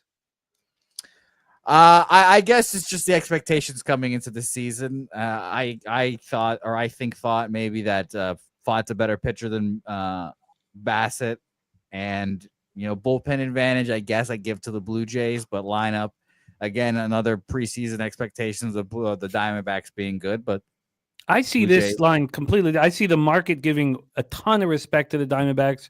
You're going into a stadium where the Jays are 22-13. They're 5 games over 500. They have a better record overall than the Diamondbacks, and the Diamondbacks are a game under 500 on the road. I think they're giving a ton of respect, to the Diamondbacks. But I guess I'm seeing it differently here. It's funny how we can look at these markets completely differently. We've done that a few times in the last few days as well. It's been very funny. I don't remember what the results of those games are, but all right. I know I'm here. I mean, the how Mamelodi Sundowns line crashed. All right. Okay. Yeah, I see that. How does this game not go over? That's a good point. I expected this line to be lower, I'll be honest. I thought both these guys would pitch well, but it doesn't. Like we said earlier, it seems like Pfaadt's the vulnerable one. It's tremendously offensive weather, although we're not getting that here. -5% to Rogers. Maybe I have a vividness bias of what happens when we open up the roof and the ball just carries, but they have 5% for Rogers Center, 0% home runs, plus 4% doubles and triples. It's a nice day up there in the 6. Oh, it's hot and beautiful. Wow, how rare. Yeah, no, it's going to be hot from now on, it looks like. But okay, I guess Big Zo said Jay smash button over in his opinion, but I'm super square of late. Okay, well, I need to. I mean, this to me just feels like an over spot. Chad Pickard says, so are we definitely moving on that Pittsburgh-Detroit first 3 under? Yes. Chad, yes, I am. I haven't bet it yet, but yes, I am going to move on that. Yeah, this Arizona game, Jim. I was thinking over. And again, do we expect Pfaadt to have is Pfaadt solved now, or is there something up with him? No, he's not. I mean, yeah. Look, the Mariners are not hitting the ball very well. He was at home and he pitched better, but there were some hard hit balls. He was sort of fortunate. And then he got tagged for 2 home runs. Oh, the roof is open. Roof is open, JW. I mean, I could double check the weather, but I mean, this was let me just do a quick. But I did this morning with Ella, and the roof is. It's been a long time since he's thrown a shutout start too. May 8th. You know. Yeah, Justin. But again, these were 2 starts where he was tipping his pitches, just like Luzardo. So they both got annihilated. Fought, you mean? Fought, yeah. He was just definitely like tipping his pitches. Yeah, Luzardo and him were dipping his pitches. It was the rumor, and they both got annihilated over 2 starts. I mean, Fott was having a good year before those 2 starts. Yeah, I saw the Luzardo pitch tip thing, but it's that was the case with Fott as well. Jerry Davis has heard it was going to be close. Yeah, we did, Louis, my man. I mean, I don't know why in the world, like, you would be very upset if you went to the ballpark and the roof was closed. I mean, it's hot. I don't see. I mean, if anybody, well, we have Crystal Craig here. Maybe Crystal can get some more inside info here. Crystal Craig, I believe, is on the over in this one. Sorry, Crystal. Let me see if I can find her notes. I was reading it. And Jimmy the Bag, you follow Toronto quite closely. The numbers that I'm seeing are expecting Bassett to have a nice little start here.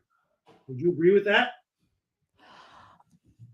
I found Bassett to have come back to earth in the last little while here. By the way, Crystal Craig is leaning Jays, but want to see how they respond after getting their teeth kicked in by the Phillies. But let's just go over Bassett because he started the year phenomenal. And if the Jays were not, battling for a wild card, he would be, being traded. If we go through the log for Bassett, he was, had a great start to open up the year. Looked so good in April.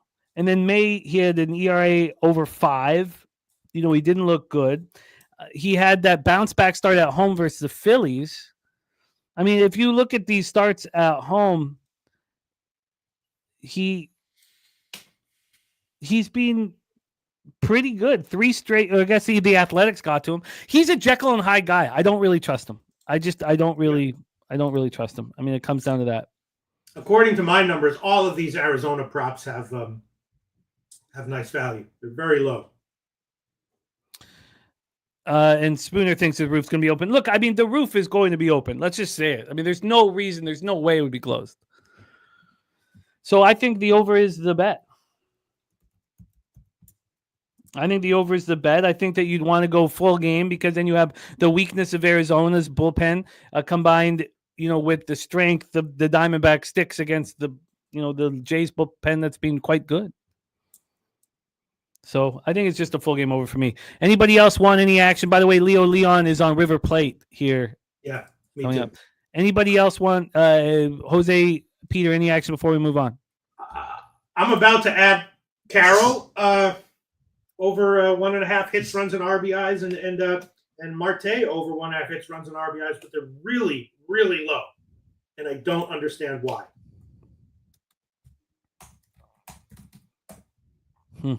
You think that? I know that Bassett had a really good home start 2 starts ago, but he seems statistically very unreliable. And yes, I agree. I mean, it's well put. You know what I mean? Yeah. I mean, like I don't have confidence in when he's going to step up and pitch well. He's been a tricky pitcher to figure out throughout the year. These are very cheap. Carroll's just -137 and Marte -113. Why would they be so cheap if he's having such struggles with lefties? I mean, that doesn't. Oh, sorry. Did I do that right? Sorry. Yes. Lefties 293. I just read the lines. I don't know. Huh. Okay. And JW expecting Fott to get lit up here. And Jermaine gave out earlier Marte 3+ hits, runs, and RBIs. So for me, it's going to be a full game over. Let's roll on here to our next spot on the board. Let me know if you fellas make any additions as we go through. 7:10 p.m. Eastern, Minnesota Twins 36-35, 16-23 on the road at the Cincinnati Reds 37-35, 18-16 home at Great American Ballpark in Cincinnati, Ohio. We have 78 Fahrenheit, feels like 84, 4.7 miles per hour right to left and slightly in, dies down to 2.7 miles per hour. We have This game is in red, just so you know. I forgot about that. Yeah. Ballpark Pal plus 14%, plus 27% home runs, but even for doubles and triples, and even on singles. Stacks play today, number 2. Dela Cruz over 1.5 bases. Spooner has the Reds on his card. Lex Steele says backing Abbott, and Jake Burns saying this line is fishy. Joshua Alexander on the Reds minus 120 here. Let's go back to Swish and see what they're. So they have the rain, dying down and dying off here. I'll take a look at the actual weather report. I want to fade David Festa, as I imagine a lot of you guys do. I want to fade it here. Avon Polo, that is that big, the big Atlantic City trip is a who banging sports talk trip. So that is our guy DJ Big Boss and the who banging crew creating the Atlantic City trip. So I'll get more information, and we'll get Big Boss to come on and tell us more about it as well as it gets closer. But that is a who banging sports talk trip, my man. So let's roll here. Then Melly Mouse's line perfect. Abbott last 2 starts were losses, if I'm correct. Time to bounce back. Abbott's last start was a 1-0 win at the Guardians. He was phenomenal, complete game. He threw a season high 110 pitches. We got Dabby Cab in the house, so he's been unbelievably good. 1.87 ERA, 0.97 WHIP. I mean, he's been phenomenal and trustworthy. So let's take a look at this line here. We have a total at 9s, minus 117 to the under. This opened up at 8.5, juice to the over. Now it's 9, juice to the under. You can call it maybe a quarter of a run move if you want, but it's not much. On the money line here, we have the Reds at minus 112. Opened up minus 119. So the Twins have gone from plus 108 to plus 103. So it's a fishy line to begin with, and it's got moved towards the Twins. The reason why this line is so strange is because Festa had one road start all year, and he got absolutely annihilated. He's looked great at home. We know this is a highly thought of pitcher. Splits are fine, but you also have 2 bullpens with ERAs north of 5 over the last 30 days. 2 bullpens are being lit up and smoked. And then where is the advantage? Reds are destroying righties. Right now, nobody's hitting righties as hard as the Reds. 278, 818 OPS last 30 days. And the Twins are not hitting lefties at all. 232, 678. So the AM says Twins are objectively the better team, though. This line makes no sense at all. At all. Mr. Bouquet, touch on it. Twins, Reds. And by the way, apparently happy belated birthday to Big Boss. Well. I didn't know his birthday was yesterday. I did not know that. Happy birthday to Big Boss. Yeah, I'd love to just see him just holding court with a bunch of old ladies. That's when Big Boss is at in his element. But I'm going to stay off this game. I agree with everyone. This line stinks, smells, minus 120. My first thing was, I got to bet at the Reds. So it'd be Twins or nothing for me. You mentioned it, minus 128-ish openers. There's 60% of the bets and money on the Reds, and the lines just climbed right down to the Twins. This is, kind of a wheelhouse spot. So I guess I kind of have to bet it just in case this game does go. But the point of this, I don't think it go. So I'll just bet the Twins just in case. But it's Twins or nothing for me. We've also the line is more expensive for the Twins first 5. Wow. None of this makes any sense at all. Let's just do a quick Cincinnati weather report here. That's crazy, right? God. How are the Twins more expensive first 5? How are the Twins favored first 3 minus 120? Jake Burns is saying that's crazy. I mean, that I would imagine this is just a, like a VIG situation, because there's 20 cents a VIG on the full game, and then when we go to first 3, there's 40 cents. So I've got them minus 115. So I think that's just more VIG on the first 3. Honestly, I don't think there's that much of a difference. Peter, can you make sense of all this? Well, last week I had a losing week on the show overall, but one of my good calls was betting Abbott, his strikeout prop cash, which I did bet, but I don't think I gave as an official play. And I took his outs prop, which 17.5, it moved against me. I wound up taking minus 110. He threw a complete game. So Yeah, I mean the line doesn't make sense. I don't get it. So you're saying Minnesota's favored first 5? No, I'm saying that the full game, the Twins are plus 105, and first 5 they're plus 100. Yeah. So it's a 5 cents difference, and that same with the Red. This is all 365. Reds are minus 125 full game. They're minus 120 first 5. Again, I like Cincinnati on the game. The Abbott props, maybe not so much, but definitely leaning Festa to get touched a little bit. His hits prop very low. His earned run prop is only 2.5 at minus 115. So I was leaning Festa over hits, Festa over earned runs, and Cincinnati batter props. Well, let us know what you decide to move on. Jose, are you making Twins official, Jose? Yeah. I got him money line full game, plus 104. Hopefully the game goes. I was going to ask you, Jim, which one you liked better, first 5 full game, because obviously that first 5, that line fucking stinks. But I took full game. There are delays, possible delays involved, which I guess is So I'll take the full game, hoping maybe that there's a delay, gets Abbott out of there. We'll get the Reds bullpen, and if we lose Festa to the rain delay, then it's whatever. Like maybe we'll even have a fucking better pitcher out there. And day off for the Twins yesterday, bullpen wise. So they should all be ready to go. Duran threw back-to-back on Sunday, Saturday. So maybe he won't be available, but the rest of the guys I expect to be good to go.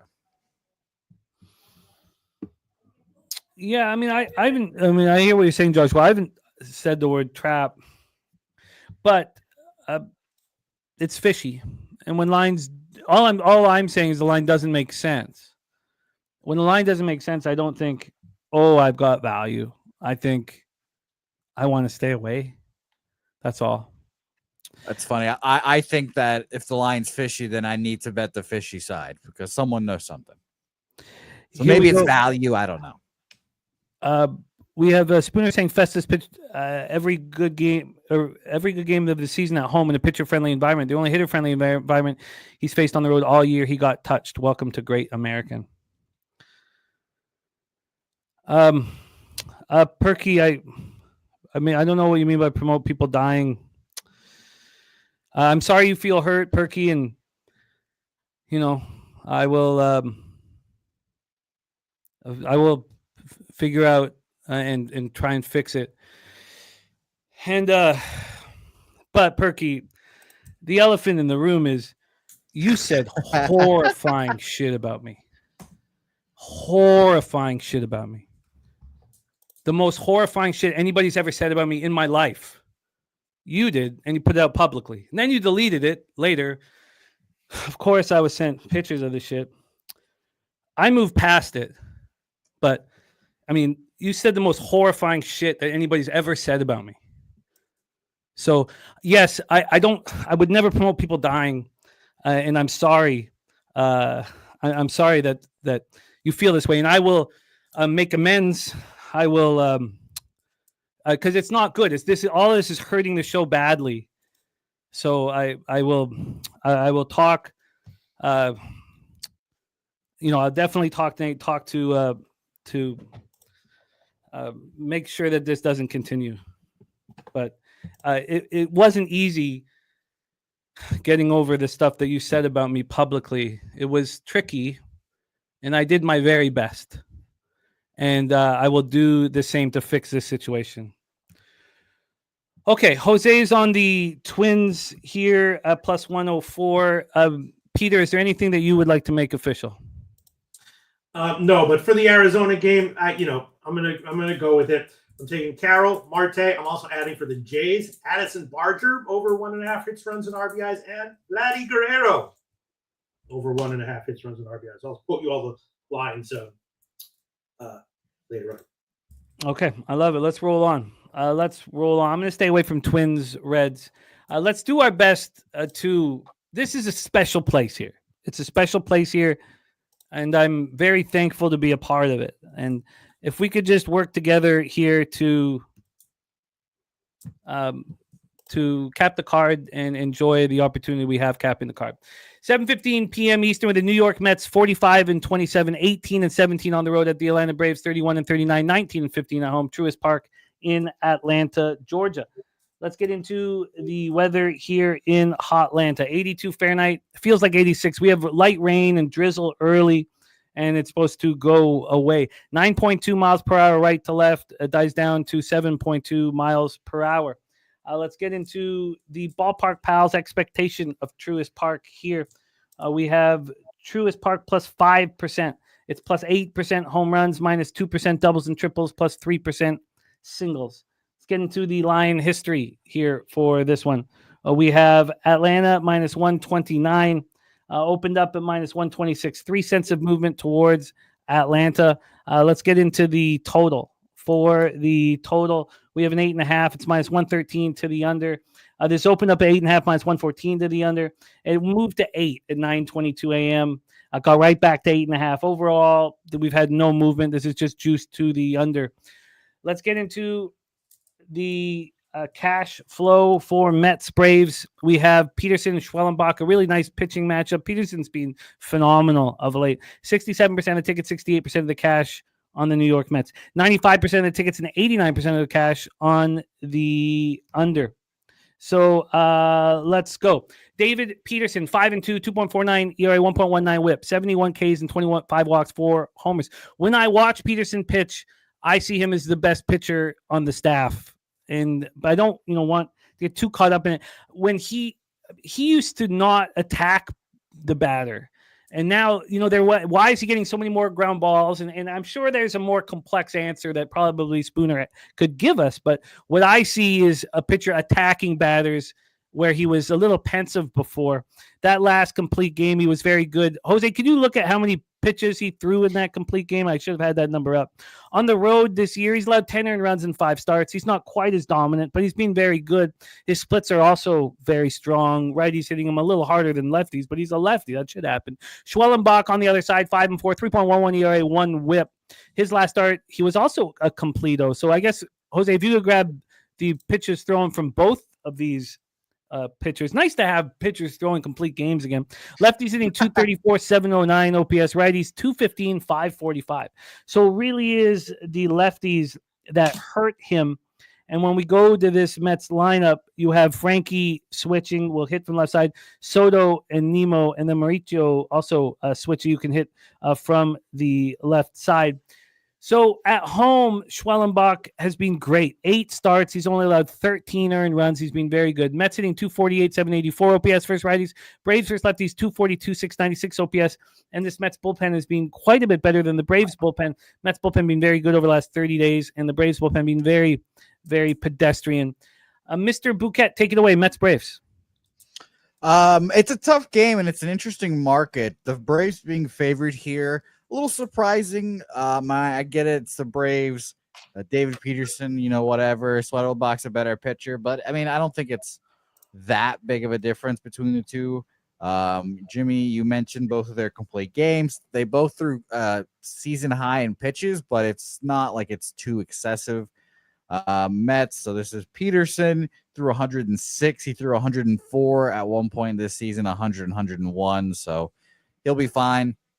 And same thing with Schwellenbach. He threw 105 and he threw 101 in a few starts ago. So it's not really, I don't think the pitch count wise, it'll be too big of a difference. But the market is interesting to say the least here. I see, where are we here? 67% of the bets and money on the Mets. The line hasn't moved, kind of a public dog.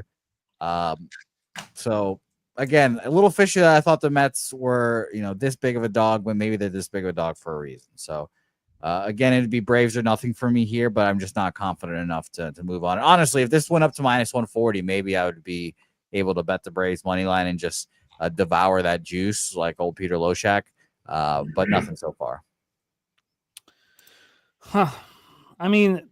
God, Peterson's been so good. I want to back him. Let's hear from you, Mr. Loshak. Take it away. Well, right now, what I was seeing was that they'll start the game, then a delay mid-game, and then finish it. So that throws a huge monkey wrench into things. I'd be leaning Schwellenbach under 5.5 strikeouts, just because if that does happen, he's coming off a great start, and if that does happen, he's gone 4 innings or something, they will yank him. So the rain, the weather throws a monkey wrench into it. Lean Schwellenbach under 5.5 strikeouts. I mean, the Braves are way more expensive first 5 than full game as well. Our guy Elio in the house. What up, Top Set? I'm not fading Peterson. So if the books are telling us that the Braves are the bet, then I won't bet. So that's simple to me. And if we have this issue with the rain affecting the game, I'm just comfortable not betting. So anybody else here, Jose, Peter, want to make anything official? Do we roll on to Orioles? No, I pass as well, but I'm right in the same boat as you.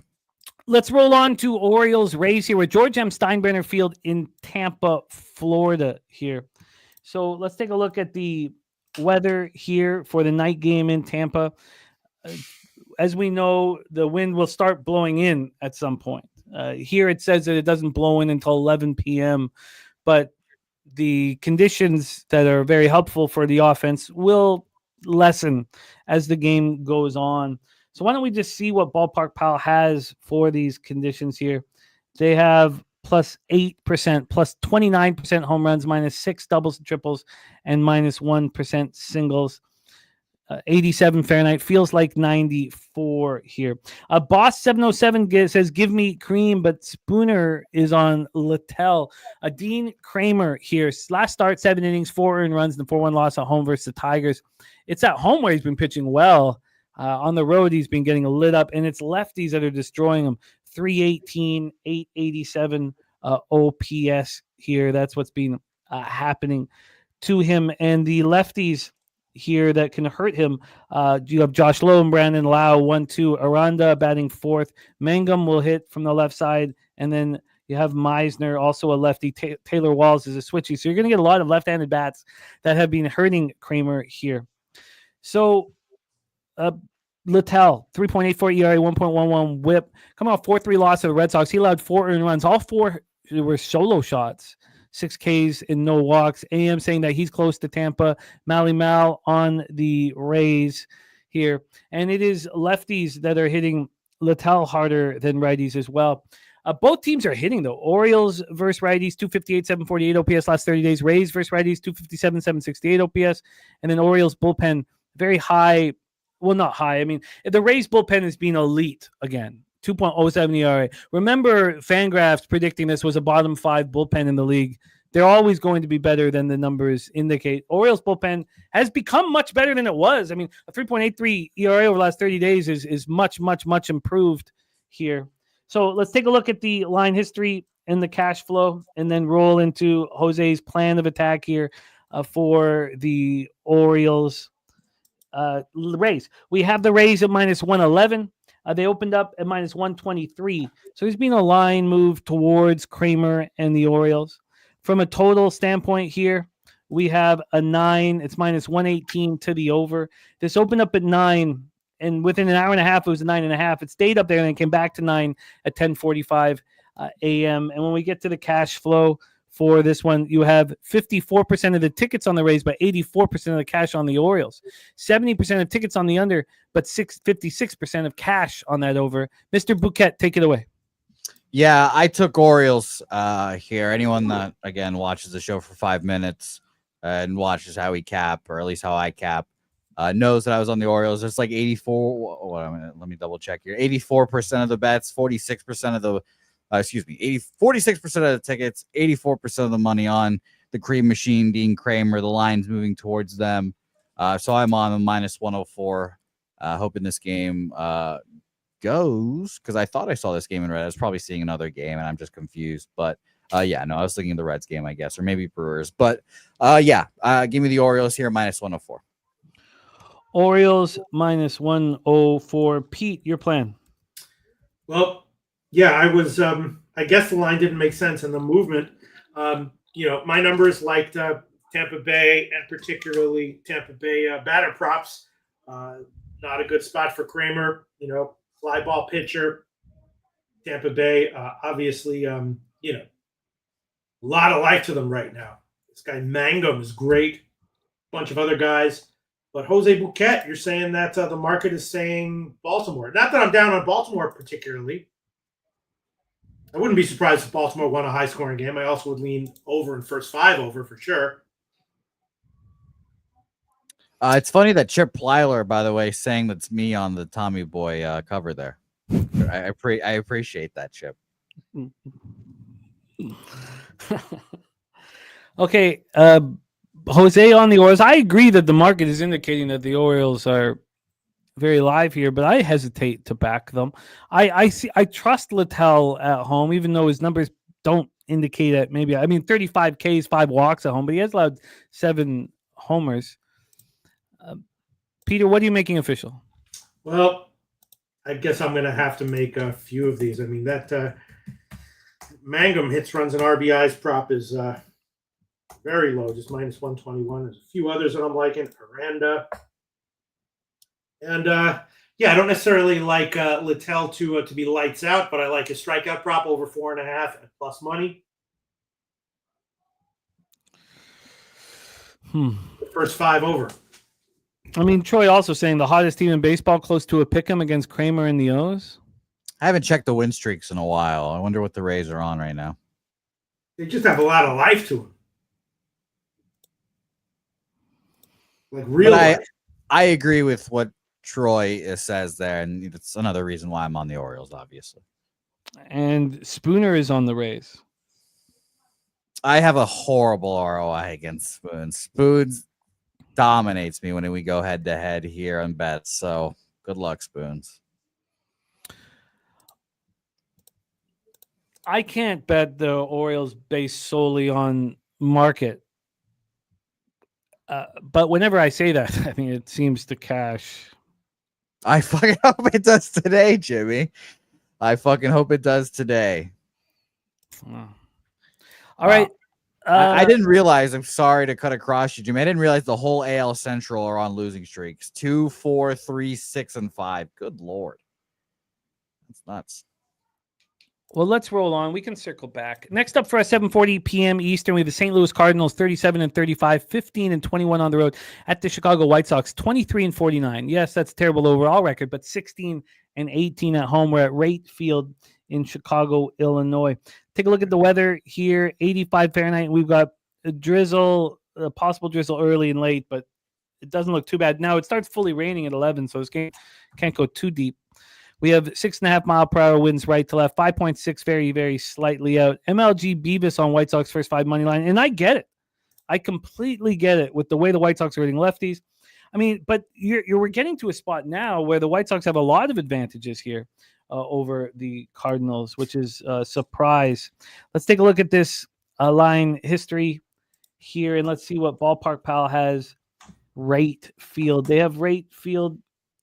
Find it here. Plus 10% overall, plus 33% home runs, and then plus or minus 20% doubles and triples, and plus 5% singles. We have Matthew Liberatore going up against Shane Smith.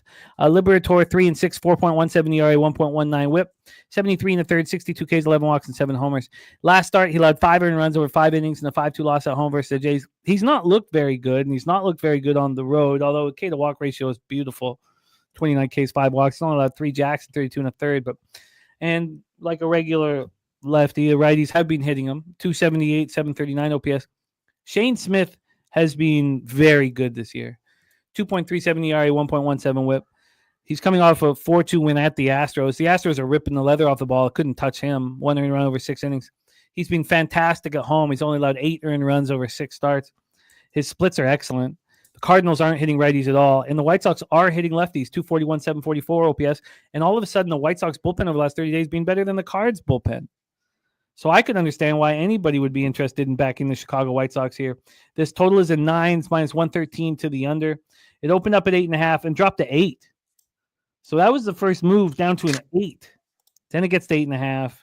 gets up to 9, back to 8.5. We're sitting at a 9 right now, juice to the under, but it's a legit half-run move towards the over.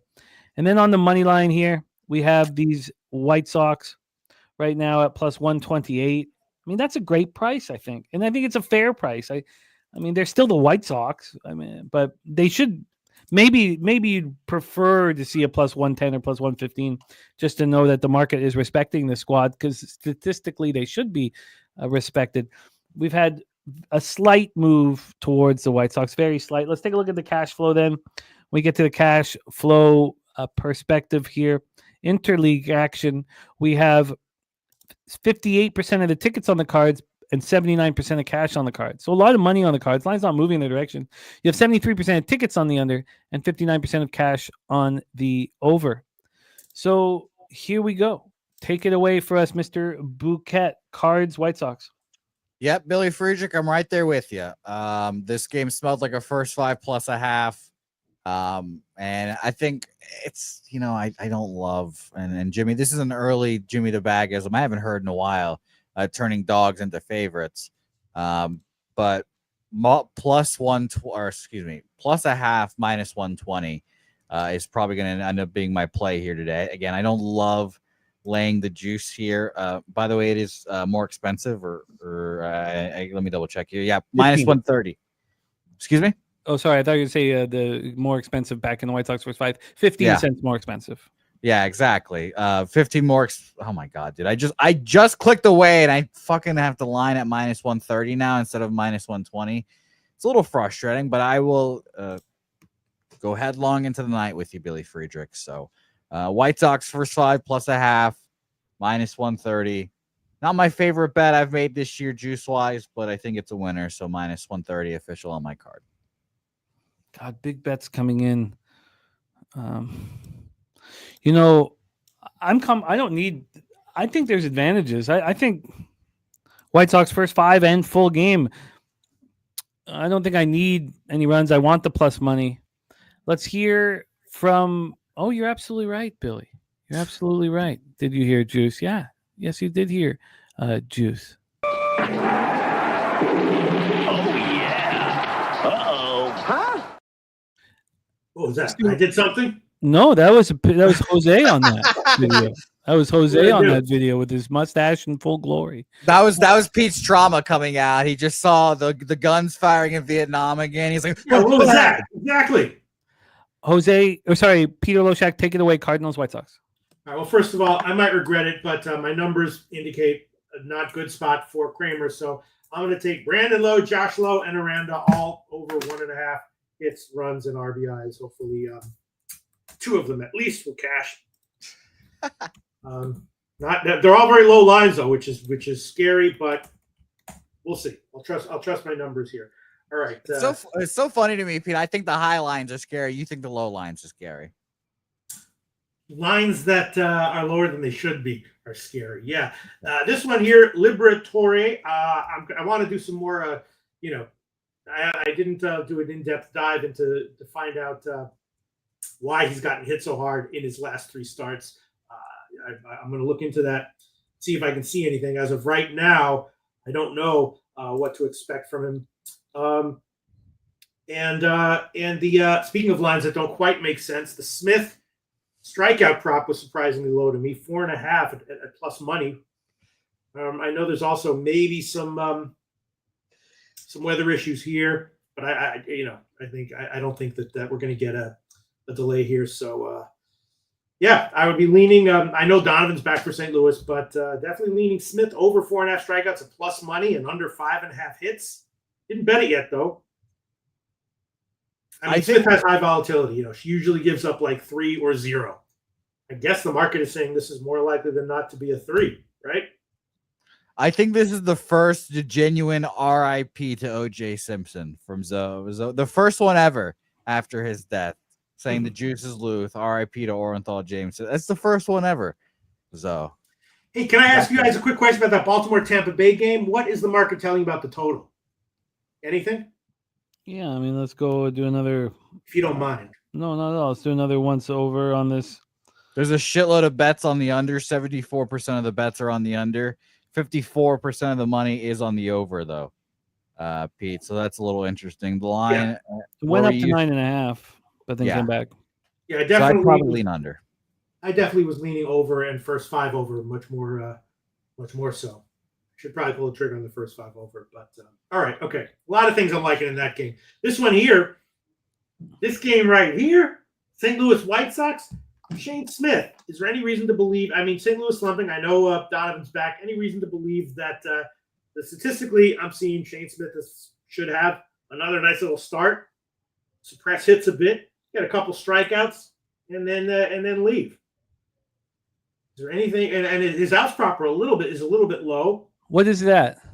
What? What's his outs prop at? What I saw was 15.5, but not juiced at all to either side, which was a little bit. And again, I mean, wouldn't we do? Is there a suspicion that weather is part of the reason why it's? Yes, but the weather that I've looked at is let me see. Well, yeah. National Weather Service had high rain chances. Maybe some late storms. Unclear here. Disagreement on expected weather, but National Weather Service, which is an authority, high chance of rain. I mean, I want the White Sox. Is there anything? Do you think that the Cardinals should be a smaller line? Like, are you surprised the Cardinals are this big of a favorite? No, that doesn't quite surprise me. And I think the White Sox have value everywhere in this baseball game. Yeah, I agree. Right. I'm just saying that the line made some sense. I agree with you because I've been not really tracking, but I've noticed that Matthew Libertador always gets priced at some absurdly high priced. And today I was expecting -160. We're getting -145. I mean, yeah, I think this is a White Sox spot. So and now I'm having a hard time finding outs props for this game. And the Smith strikeout prop has gone lower. And the only reason I'm not on full game is Billy Friedrich mentioning he doesn't trust the Sox bullpen. I don't either. I get that the Cardinals, you mentioned it in the breakdown, Jimmy. The Cardinals technically have a worse bullpen in the last month, 3.65 compared to a 3.81. But I'd rather not. I'd rather not roll that dice, I guess. Run that bullpen roulette, I guess, today. Can you? Is the White Sox got a tired group? Bullpen wise, I'll tell you right now. We have to scroll down to find the old White Sox here. Day off yesterday, and only a few guys threw on Sunday. So no, everyone should be healthy, rested, ready to go. And Troy, again, it's tricky here for the full run. We go back to what book are you focusing on? Where we used to play poker, this is a completely legit full run move to the over. But the interesting thing about the offshore that I like to lose closest, they open up at 8.5 and then they drop it down to 8, and then a full run move to the over there. I think that there is advantages all over the board here. JW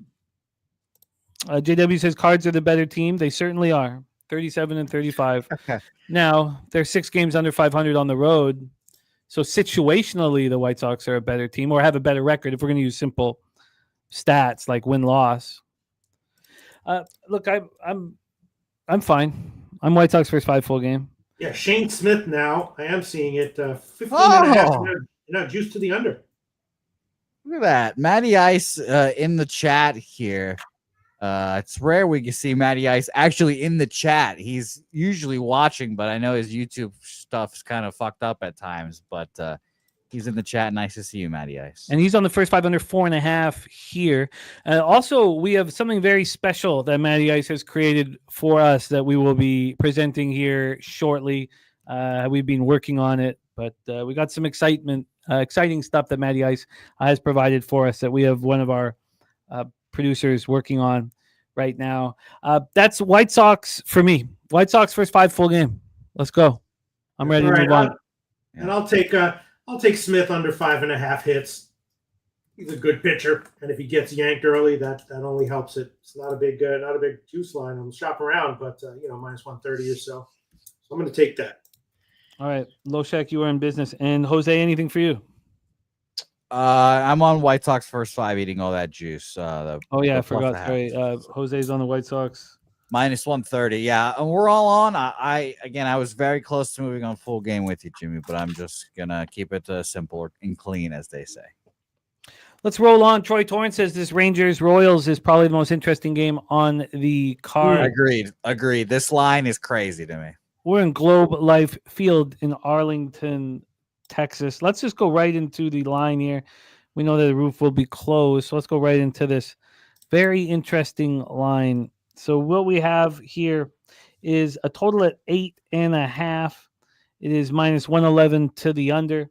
This opened up at 8.5 and it went down to 8. So after about 2 hours, it moved to 8. And then 8 hours later or so, it moved back to 8.5 where it stayed.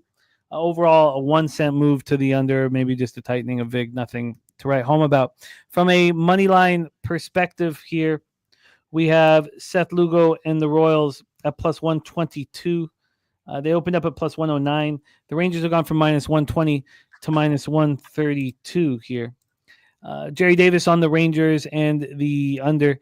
I mean, clearly, we can look at the cash flow, but clearly it's a simple thing to me. I mean, the books are just saying that lighter at home is bet on and should be back.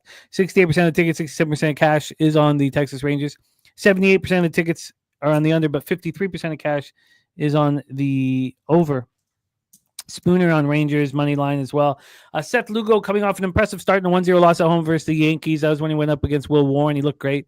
4 games he started at home. He was in the looked like he was going to have a monster year after 2 starts. Got the blister, and it's not quite, it's not being comfortable for him. He's not really gotten any kind of rhythm.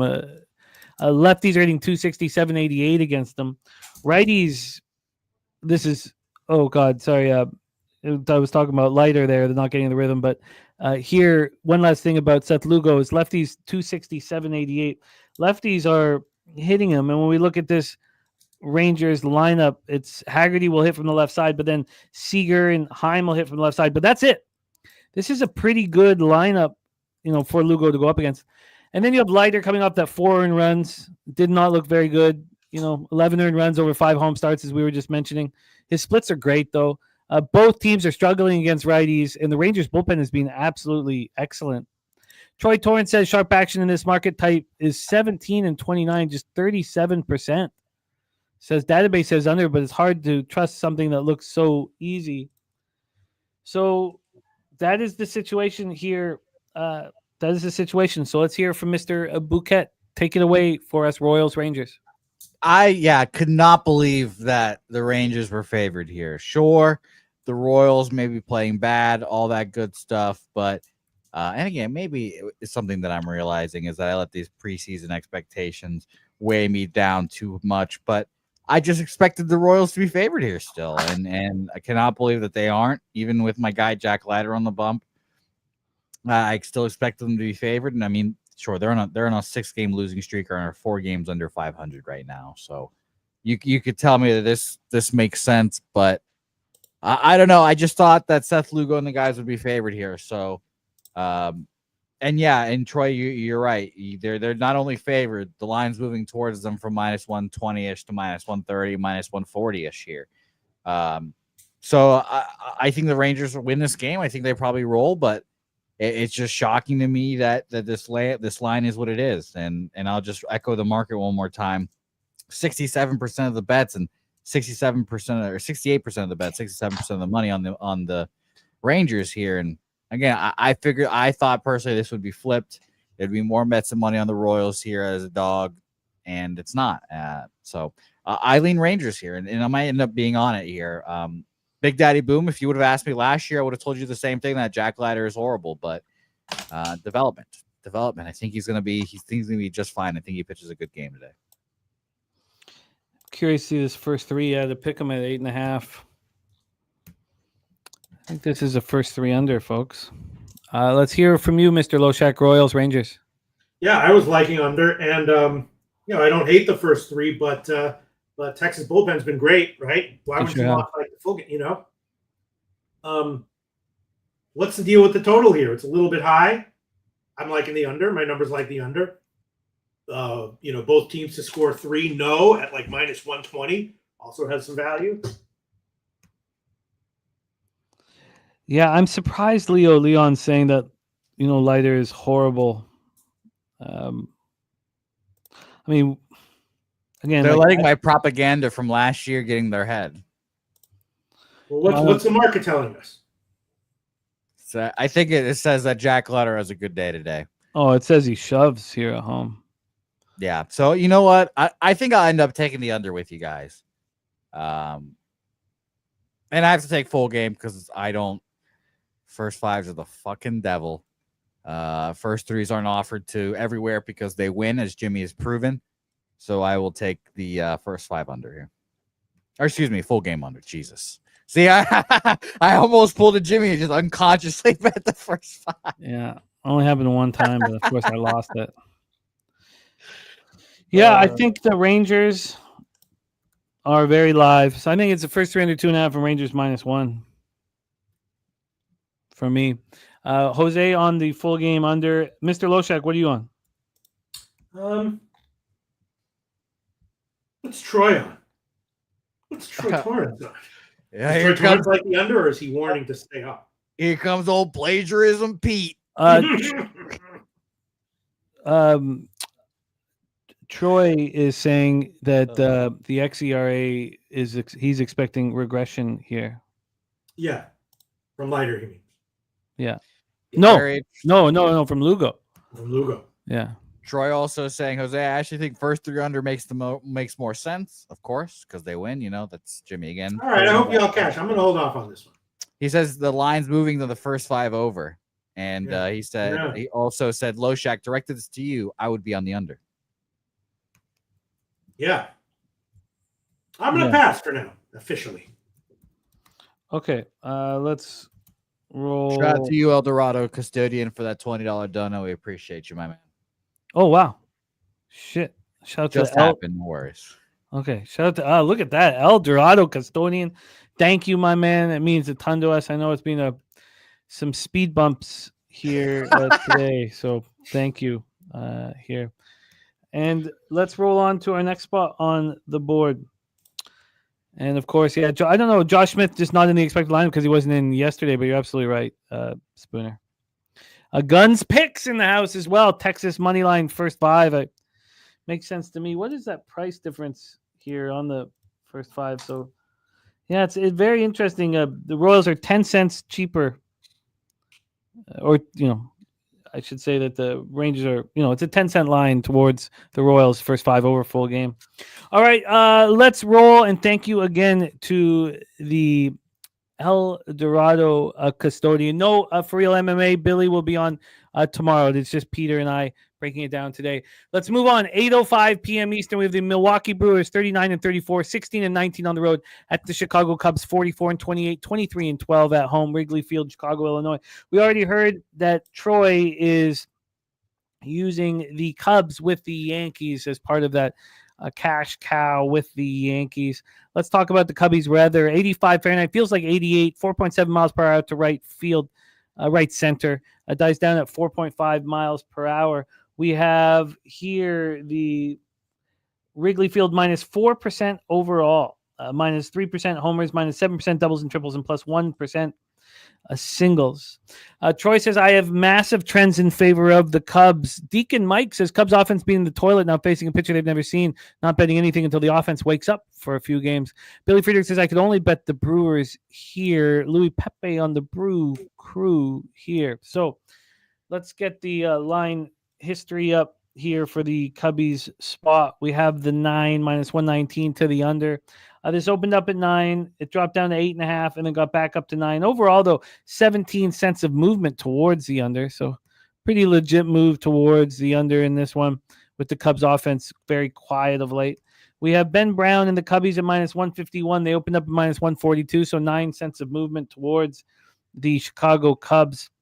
And there is our guy, Kelly McInnes, in the house.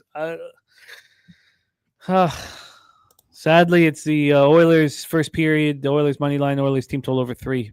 Spooner's on the Cubs -1. Says not only is the manager annoyed from being kicked out in more games in the last week than any manager has all season, but he's facing his former team.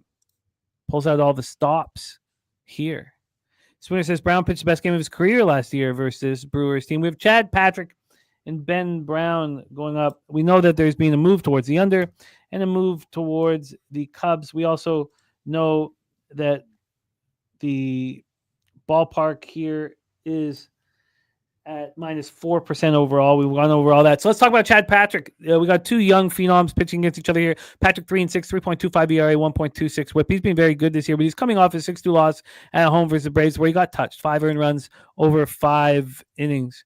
Yeah, man, guys, we are. It's not a comfortable thing to say. I don't feel good about it, but yes, we are.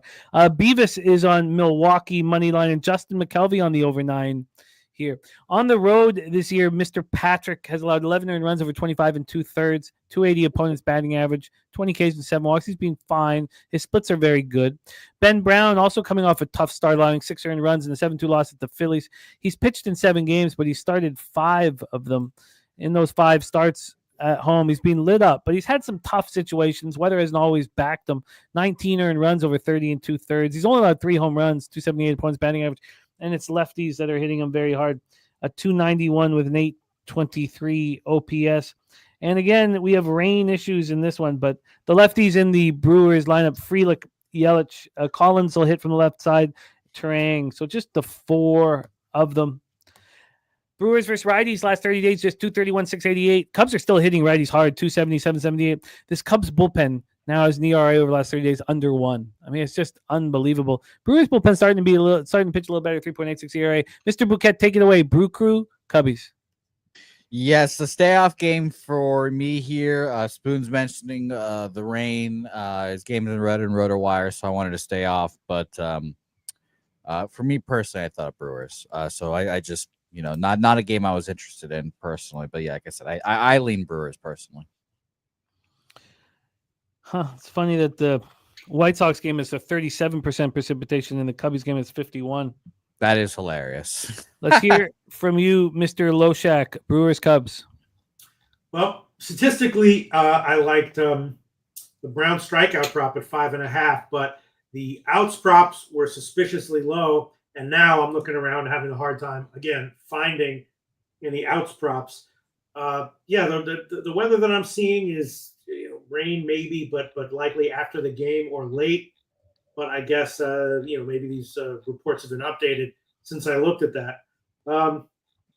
All things being equal, I would definitely be liking the Brown strikeout prop over 5.5 plus money, even though he faced Milwaukee once and only had 4 strikeouts. But and then Chad Patrick, his earned run prop was 3.5. I mean, juice to the under, but still, for a guy pitching that well, I was surprised to see that.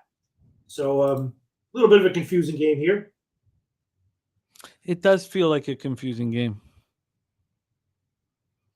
By the way, if you want action, you might want to click action because Spooner expects the Cubs to toss an opener. So we shall see. All right, I'll make it official. Brown over 5.5 strikeouts plus 104. All right, Loshak is moving on Brown over 5.5 Ks at plus 104. I'll have to take some more time on that one. Let's roll on. We have 4 games left on the card, and it is now time to hear from Jose Bouquet as the Boston Red Sox are at the Seattle Mariners. Boston Red Sox, 2 games over 500, playing their best baseball. Jose, how did you feel, and how do you feel now after you've had a chance to sleep on it on the big Giants-Red Sox trade that saw Devers leave Fenway? It is exceedingly disappointing. I was much more angry about it yesterday because my general manager is a coward pussy bitch who wouldn't come out and talk to the media until over 24 hours later. But it's just one of those classic cases where there's fucking fault on both sides. Rafael Devers was an immature prick by not taking the field, asked multiple times. The reports came out where he was like, he got mad at Christian Campbell for playing first. That stuff is like super annoying. And I could see why you need to get that fucking asshole out of the locker room. Does that mean you trade him for one good pitching prospect, a washed up closer, and 2 pieces of shit that I don't give a fuck less about?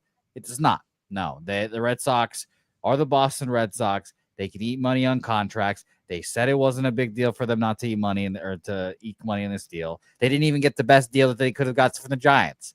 So it's exceedingly annoying. However,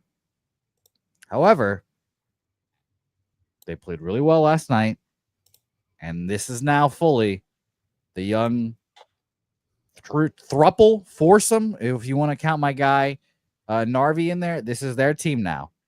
And do I feel like my futures took a hit? Yeah, but I'm gonna keep betting this Red Sox team. I've told you guys when Roman Anthony came up, this was a bet on team. Bet on this team. They're rolling now. They actually care about winning. And this team, Craig Breslow said it, they're not giving up.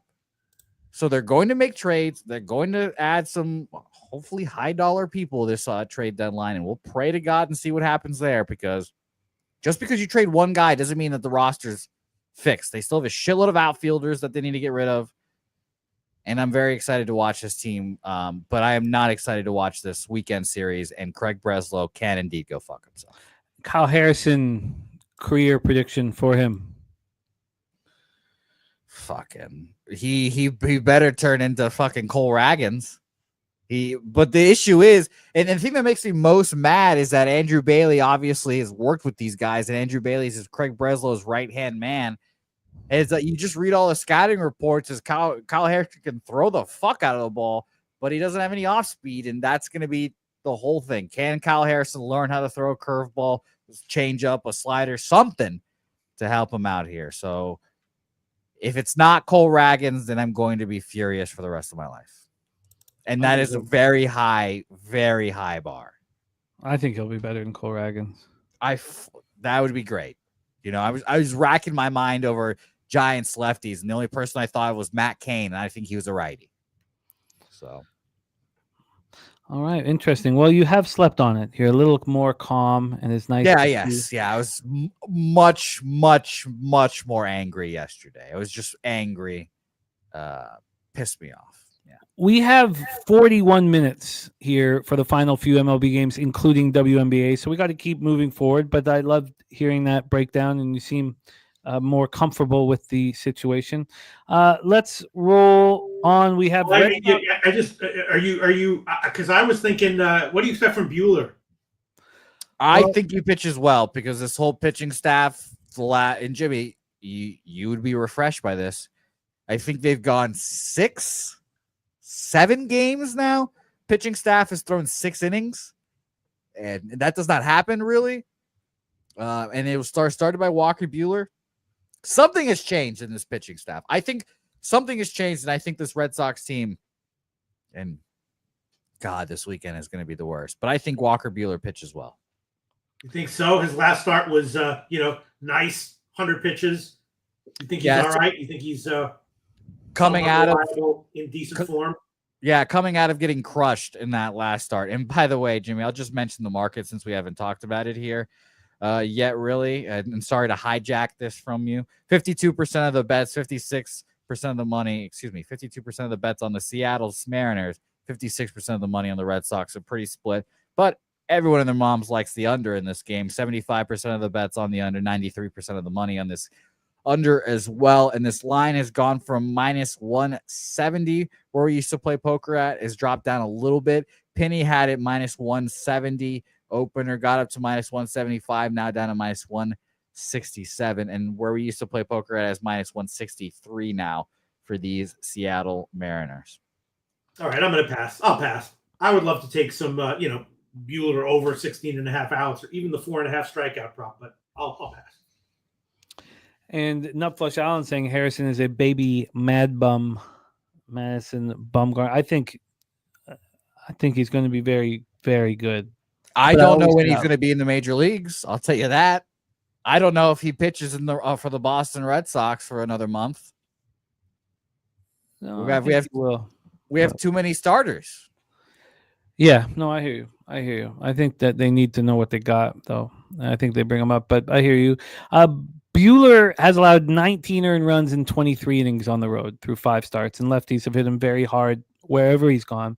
And then you have Brian Wu coming off an ugly road performance. He's only allowed 9 earned runs in 5 home starts, and lefties hit him quite a bit harder than righties. And there's some dangerous lefties: Duran, Toro, the switch, Anthony, Meyer, some lefties, and they could pull out more as well. The Mariners versus righties last 30 days, just 239 with a 687 OPS. Red Sox 238 with a 721 OPS here. And Red Sox bullpen's been over a run better than the Seattle Mariners. I think that Wu is, a really good pitcher. We know that the Red Sox had talks with the Mariners here for this spot, and I believe we have our friend Mr. Morgan. Oh no, he's not. No, sorry, I'm wrong. I thought maybe he was on. So, what are we making official? I know Pete's staying off this. Jose, is there anything official for you here? Red Sox money line plus 150. 7-game win streak right now. West Coast road trip, and comments in the locker room made it seem like they're not. They don't give a fuck that Devers got traded.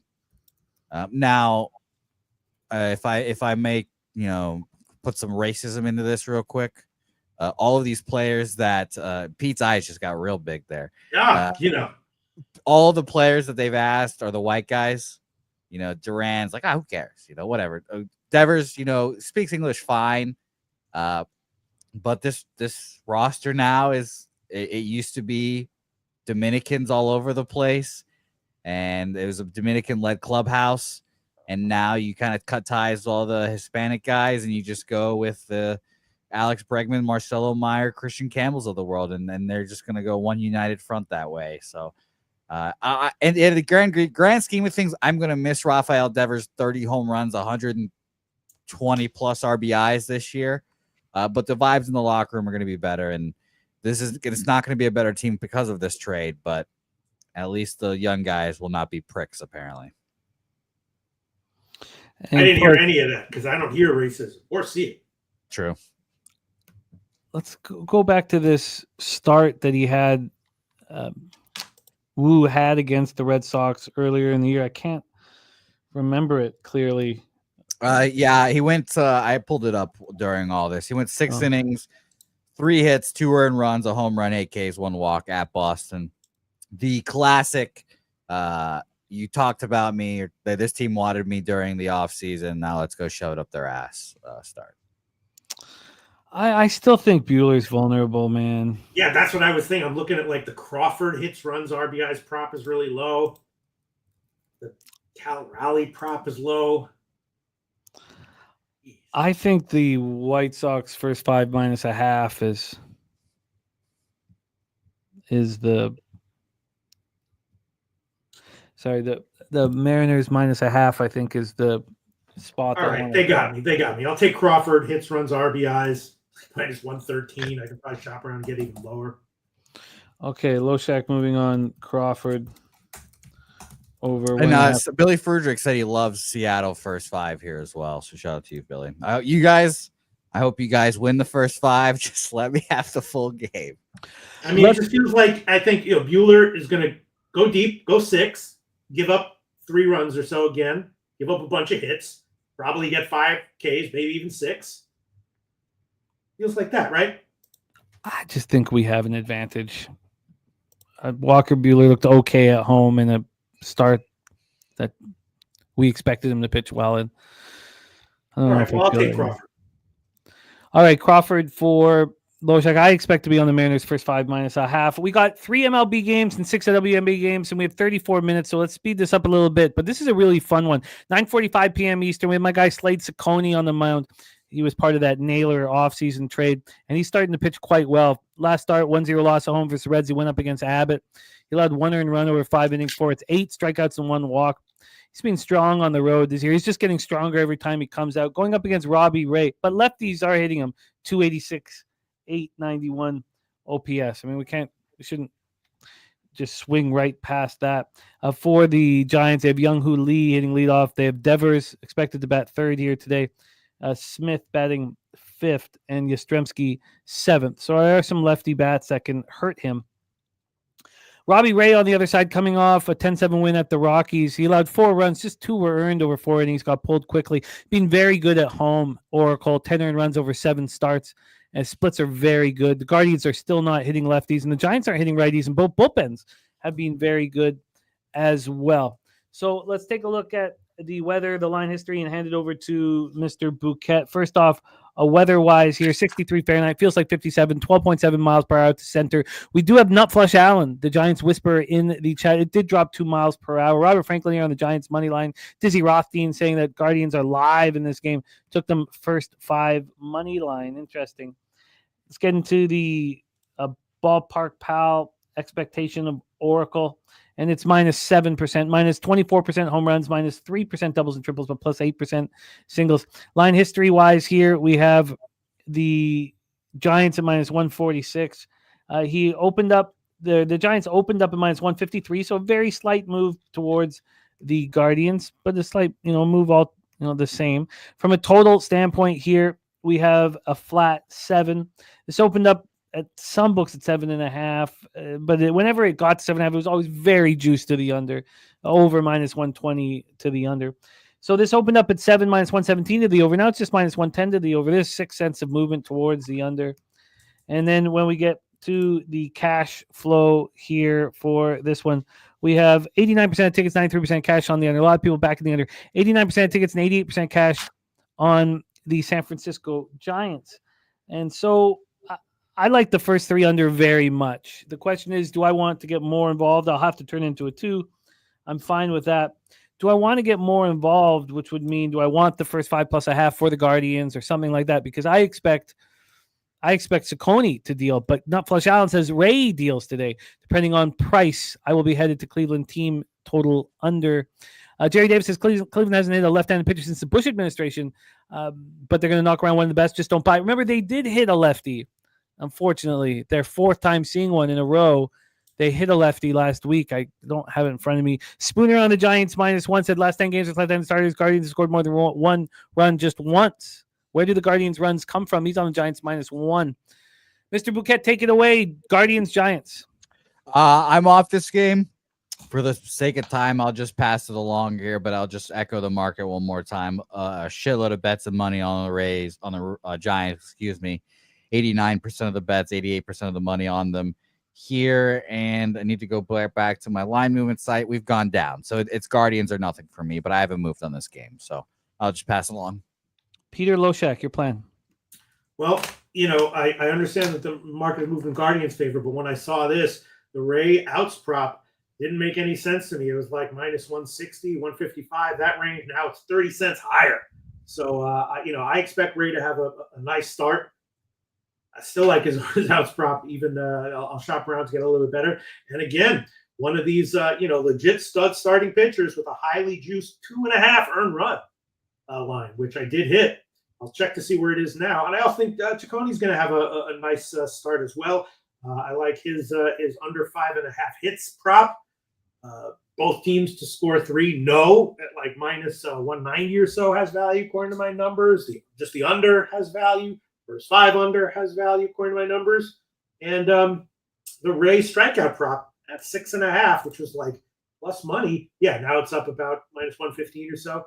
Has some value as well. So, I didn't quite understand the opening lines. They moved in the direction I would have expected. I guess I'll give them all as official picks right now. Let me just shop around. I like it.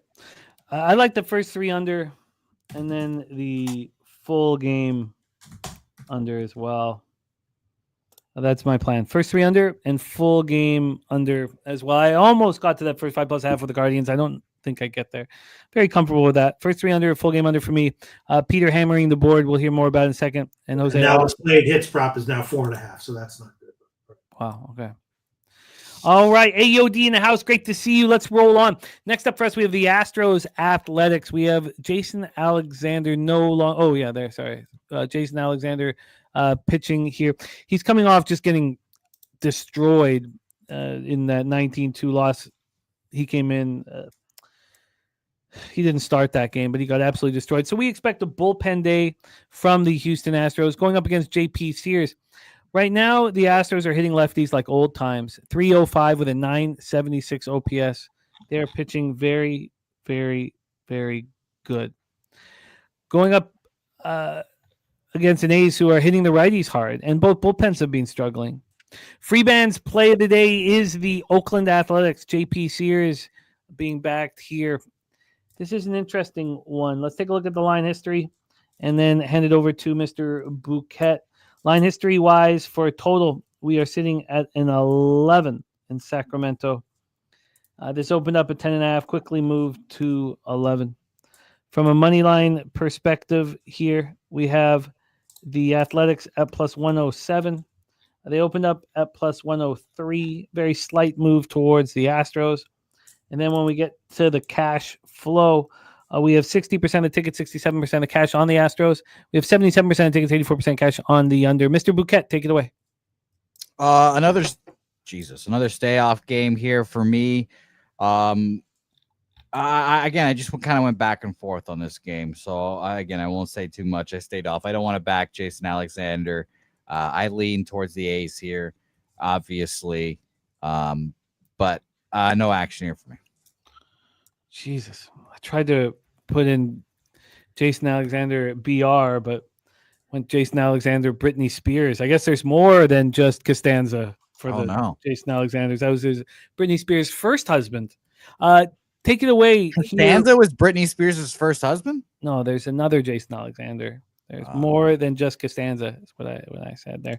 Speaking of Alexander in AAA at Sugarland and in Vegas, he looked great in these exact type of offensive ballparks. Interesting. Let's hear from you, Mr. Loshak. Take it away. Yeah, the lines came up late, so I don't really have anything on these last two games, but definitely would be looking for some offense one way or another. But as of right now, got nothing. Well, that'll make our lives easier. I think that interesting. I got to sit with it because Dougie Wise was so much confidence on the A's.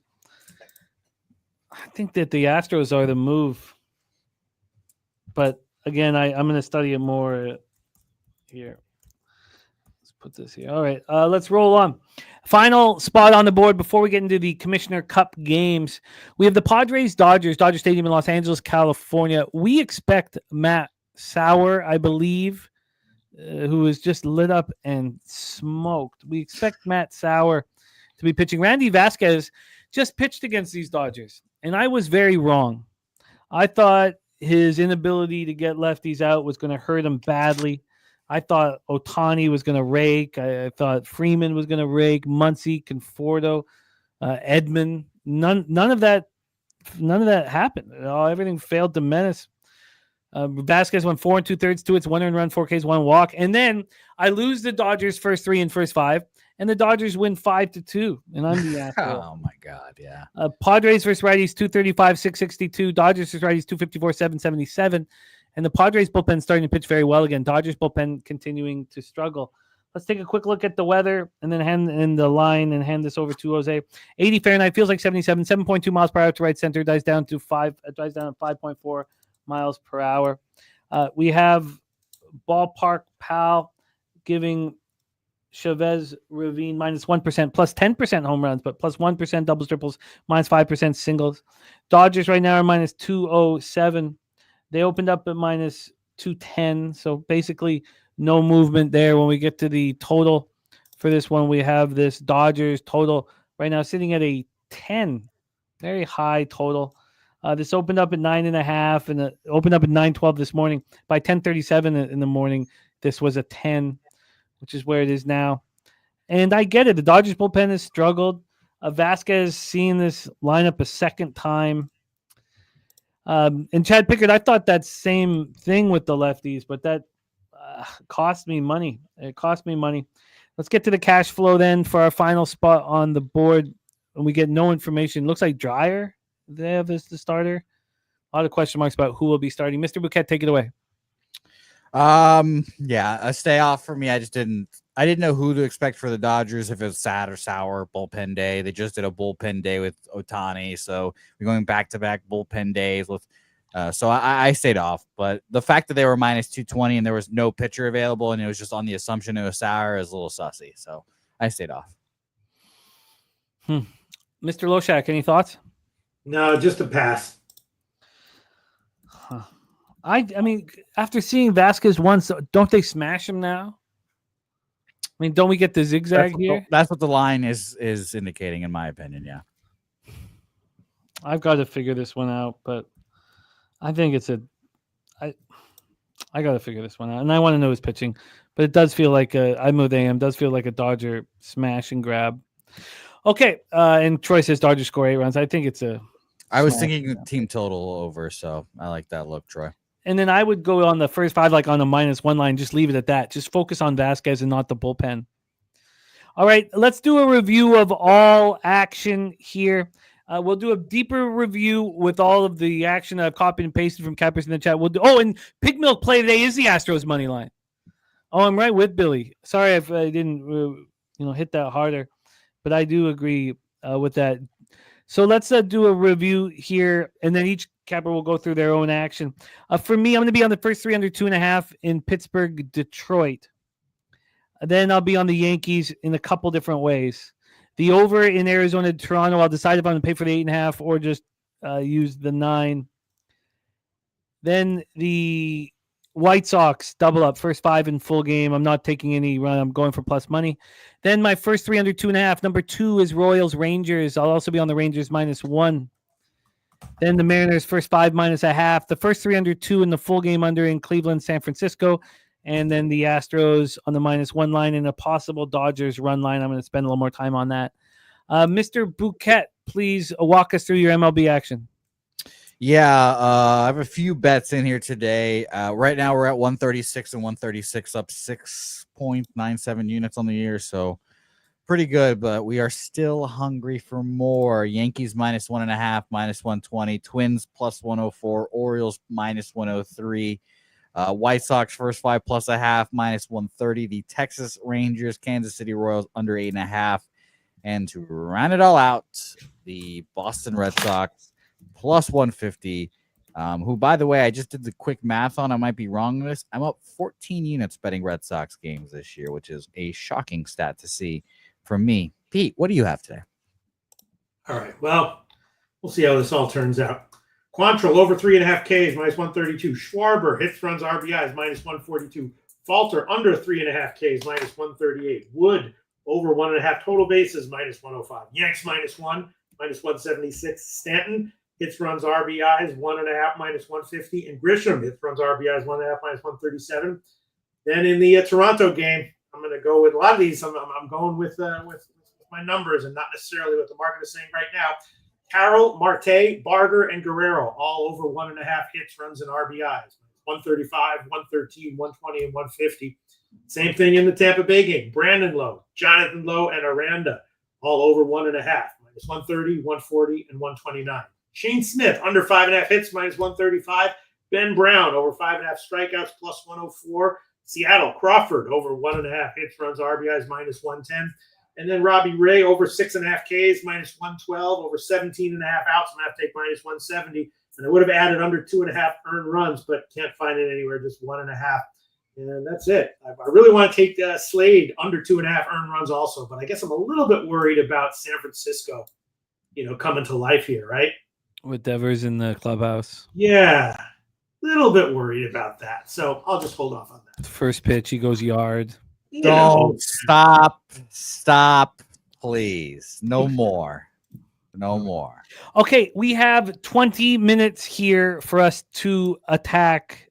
Chad Pickett says, do I like the first 3 under 2.5? No, because Liberatore, I think, is vulnerable. No, I don't dislike it, but I want to back Shane Smith in that start. That's not one of my. I have 2 first 3 under 2.5s, 1 first 3 under 2. And we'll go over them again at the end of the show. But no, I don't dislike it, but I'm not betting it. Time to get into the WNBA. Jose, you'll be back to rejoin us to close up the show, my friend? Yes, I'm about to piss my pants, but we'll get into all those Devers props in a few days, guys. Don't you worry. All right. We are not worried. We are not concerned. But, Peter, let's go to work here in the WNBA. We have got 20 minutes, so about 3 or 4 minutes for each game. Should not be a problem. I've made one bet. Let me just get rid of all my baseball stuff here so things can move a little faster. I have made one solitary bet, and I love the bet. But I've got lots more that I want to attack. We've heard from BJ. He is on the Wings money line as well. Just get all of this off. Jason Alexander, take away. MLB lineup's gone. Okay, we're in business. So there are 9 players that play roles that have gone to go to Euro basket here.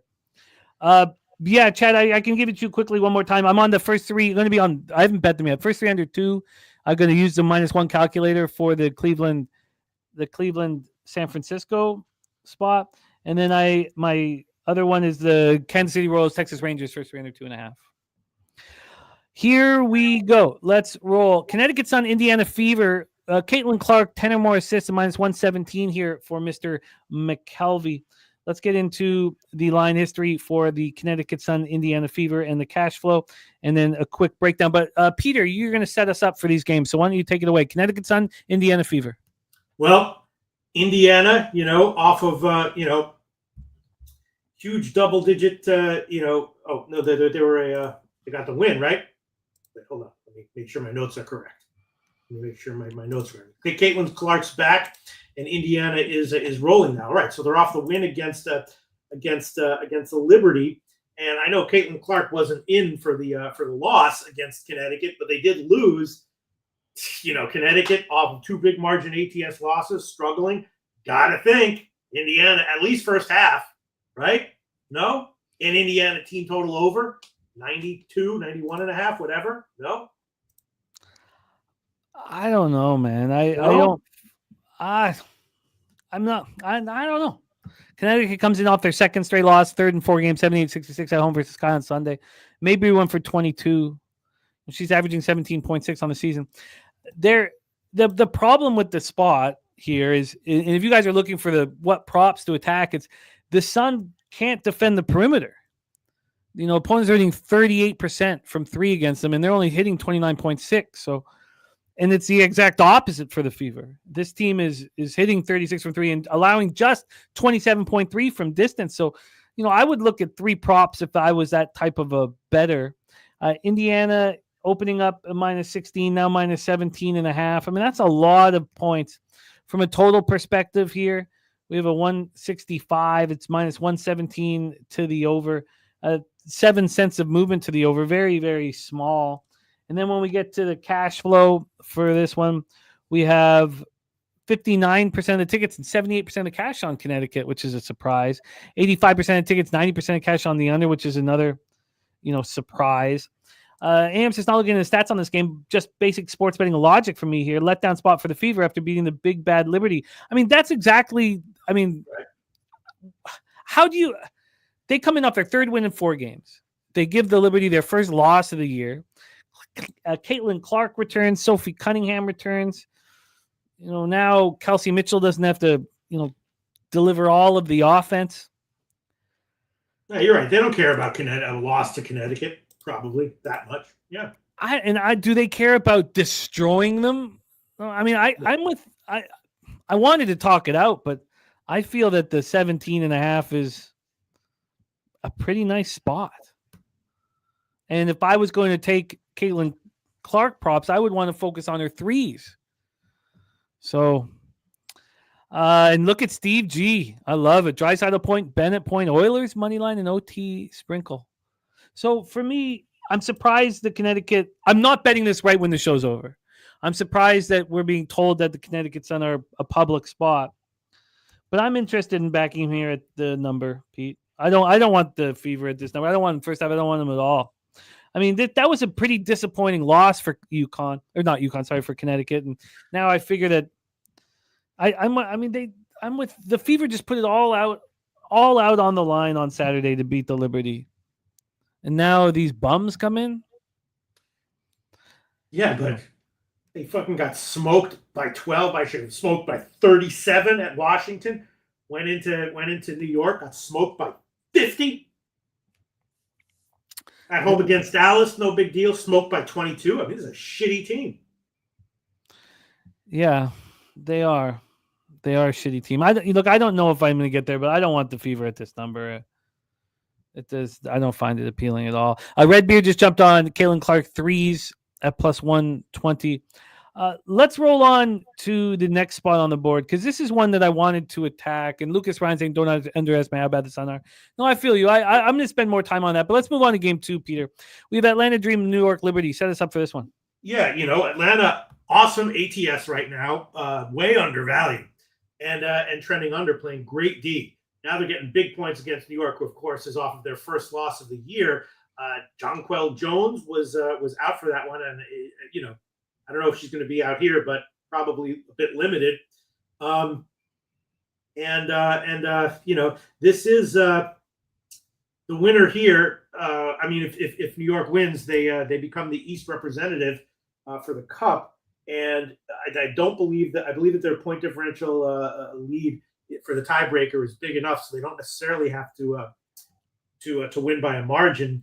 And it's just, you see this all, it just in light of how undervalued Atlanta's been, it's just extremely scary to bet against them in any situation. Yeah, I mean, they covered 7 of their last 8. I mean, I get it. I get it. I get the concern fading the Dream. This totals a 163 minus 116 to the under. It opened up at minus 165, so had a very big move towards the under. On the spread here, we have New York now minus 8 at minus 107. Interesting. So this was 8.5 when we went to Showtime. It was 9 earlier. It opened up at 8.5. So now we have the half-point move towards Atlanta, which is something that I was expecting. Jonquel Jones not on the minutes restriction and will play. That's big because Fibic is playing for Germany in Eurobasket. Let's take a look at the cash flow here. 79 and 89 on Atlanta. 78% taking 74% cash on the under. This is, I think, something I'm pretty comfortable with, Pete. I want to fade the Atlanta Dream here, and I want to fade them pretty legitimately. Look, I know they are a very complete team and much better than we've seen them in a while. Alicia Gray playing very, very well. They're protecting the hoop and the paint with Griner now on the team. They can hit outside shots. They can battle inside, and I get a lot of people making money off them. But here we have Liberty coming in off their first loss of the season, 102-88 the Fever on Saturday. This team putting up 90.2 points per game. Their defense is very, very good. Now you have Jonquel Jones back. You have a defense that wants to step up. Everybody talking about how good Atlanta is. Everybody making money off Atlanta. And, Brianna Stewart, I think, has something for them. And I think that backing the Liberty early makes a ton of sense to me. And I would want to back them early, I think, than like a first quarter, first half type of spot. But I think this is an angry Liberty team that is about to attack. Getting Jones back is important because Fibic is gone, and I think they've got something for the Dream. I think they're going to attack, and I like them first quarter, first half, Pete. Okay. All right. I'm betting WNBA recreationally this year, which means I will bet it, but don't necessarily expect to win.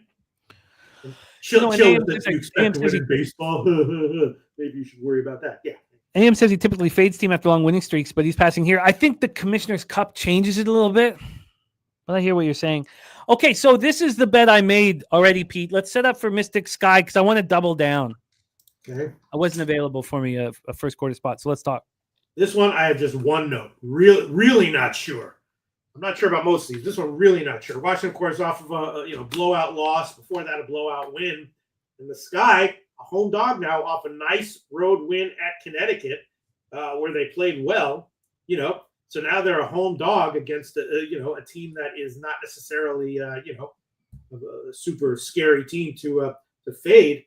I know Chicago overall sucks, but now they're a home dog off a nice win. Maybe they're turning a corner here. I've supported this guy, and it's not helped my bankroll at all. I do think that, with Kia Nurse and Van Lith at the point, I think they're going to become better as the season goes on. But I want the Mystics here. situationally, I want them. I've already bet them -2 first half. At that point, I thought I was getting a great deal. It was first half -2, -115. I thought I was getting a great deal. I was getting about 15 cents better. Or no, I guess it was about 9, because at the time offshore is -2 at -124 offshore. So I thought I was getting a great price. What's happened since is this line it's very interesting. This line, Pete, has moved towards the sky since I made that move. And yet that first half is a 2.5 now. I think that's very telling. The Mystics are coming off a horrific basketball game, and we'll go over that in a second. But let's take a look at this line history just a little bit cleaner.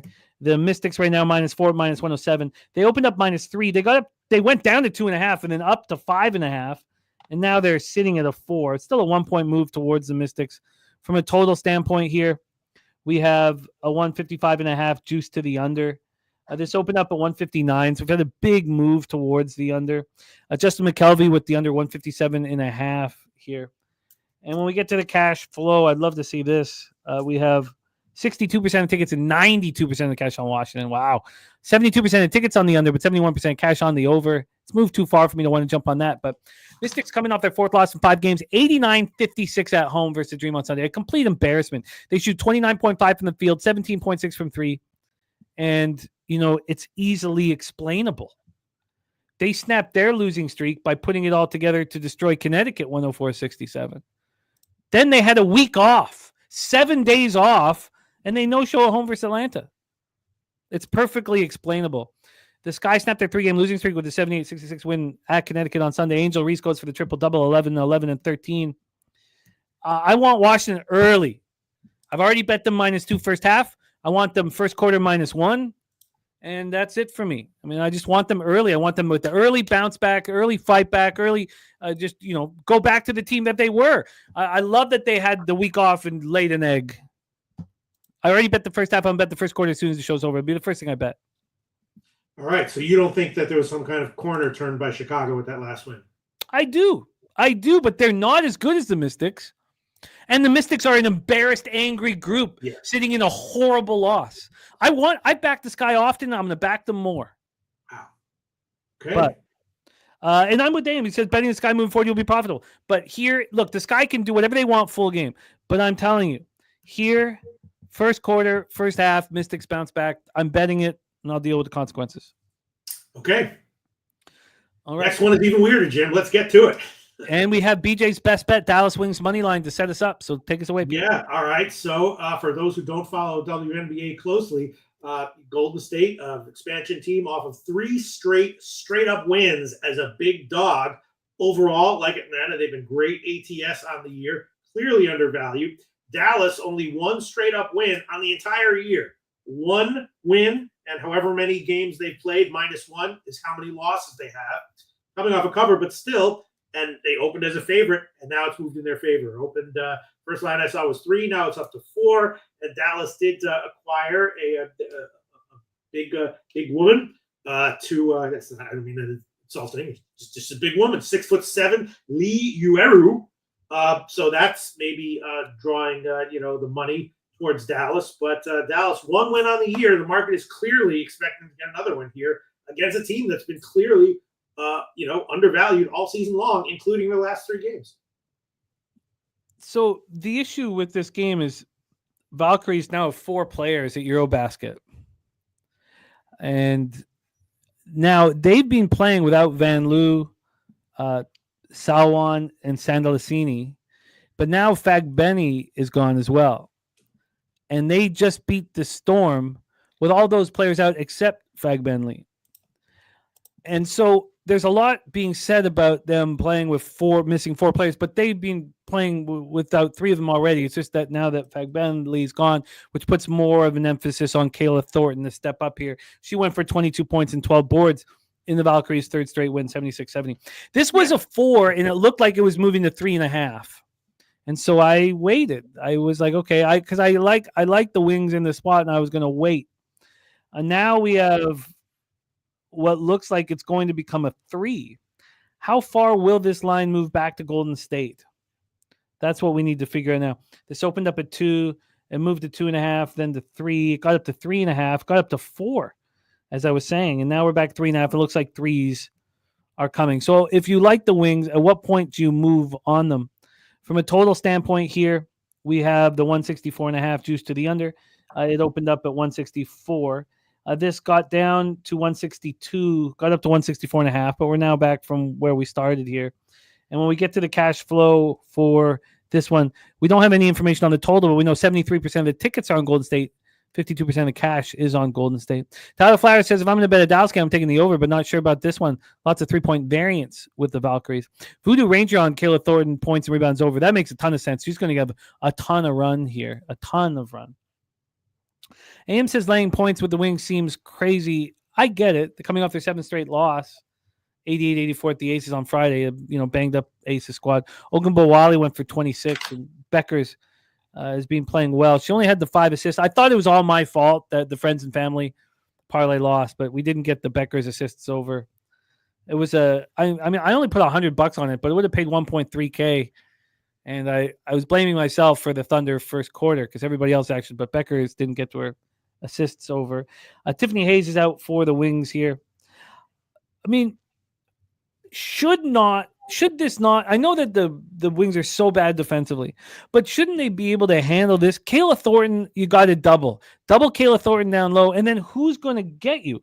Who's going to hurt you? If you go over to this last game that they just played, when Fugbenley went for points here, but if we go back to it here, let me just quickly grab it. I don't know who's going to hurt you. I think this is a pretty easy situation for them to defend Kayla Thornton. Now, I know why people are on Kayla Thornton props. I completely understand that part because she is the lone, ranger in this one. But let's just go over that really impressive victory versus the Storm. So they just, beat the Storm at home. It was their 3rd straight win. They were in control the entire game. In entire game. In that one, you had here, God, I mean, Fagbenley goes 8 of 14 from the field for 16 points and 7 boards. If you take her out, I mean, Veronica Burton's got to step up. I mean, who's gonna? I think they're gonna really feel it. So I'm interested in Dallas. But I want to see when this how far this drops. So I'm going to be on the Dallas Wings. I think this is a tough spot for Golden State, especially after the 3 straight wins and now not having Fugbenley. So I'm going to wait and see where this line drops, and I'm going to be moving on the Wings as well. Okay. Anything for you here, Pete? No, nothing. Let's get into our next spot here. We got to speed it up a bit. Aces links.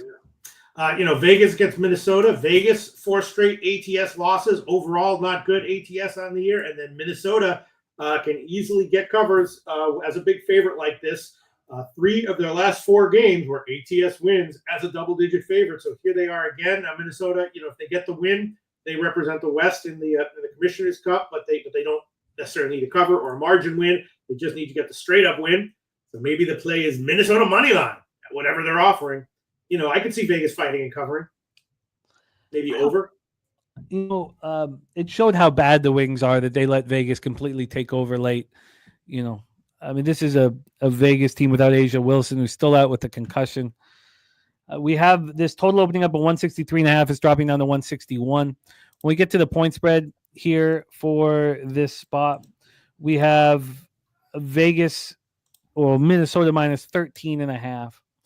They opened up minus 8.5, and this line just has skyrocketed. I guess it was the idea was as soon as people found out Asia Wilson wasn't in, they started getting absolutely hammered here. Let's take a look at the cash flow if that helps us here. We have no information on the spread, but 80% tickets, 92% cash on the underline moving in that direction. Aces coming off their 3rd loss in 4 games, 76-70 at home to the Mercury on Sunday. Asia Wilson averaging 20.9 and 9.6 gone, which puts all the attention on Jackie Young. This is a guard-heavy lineup, that you would think in crunch time would struggle.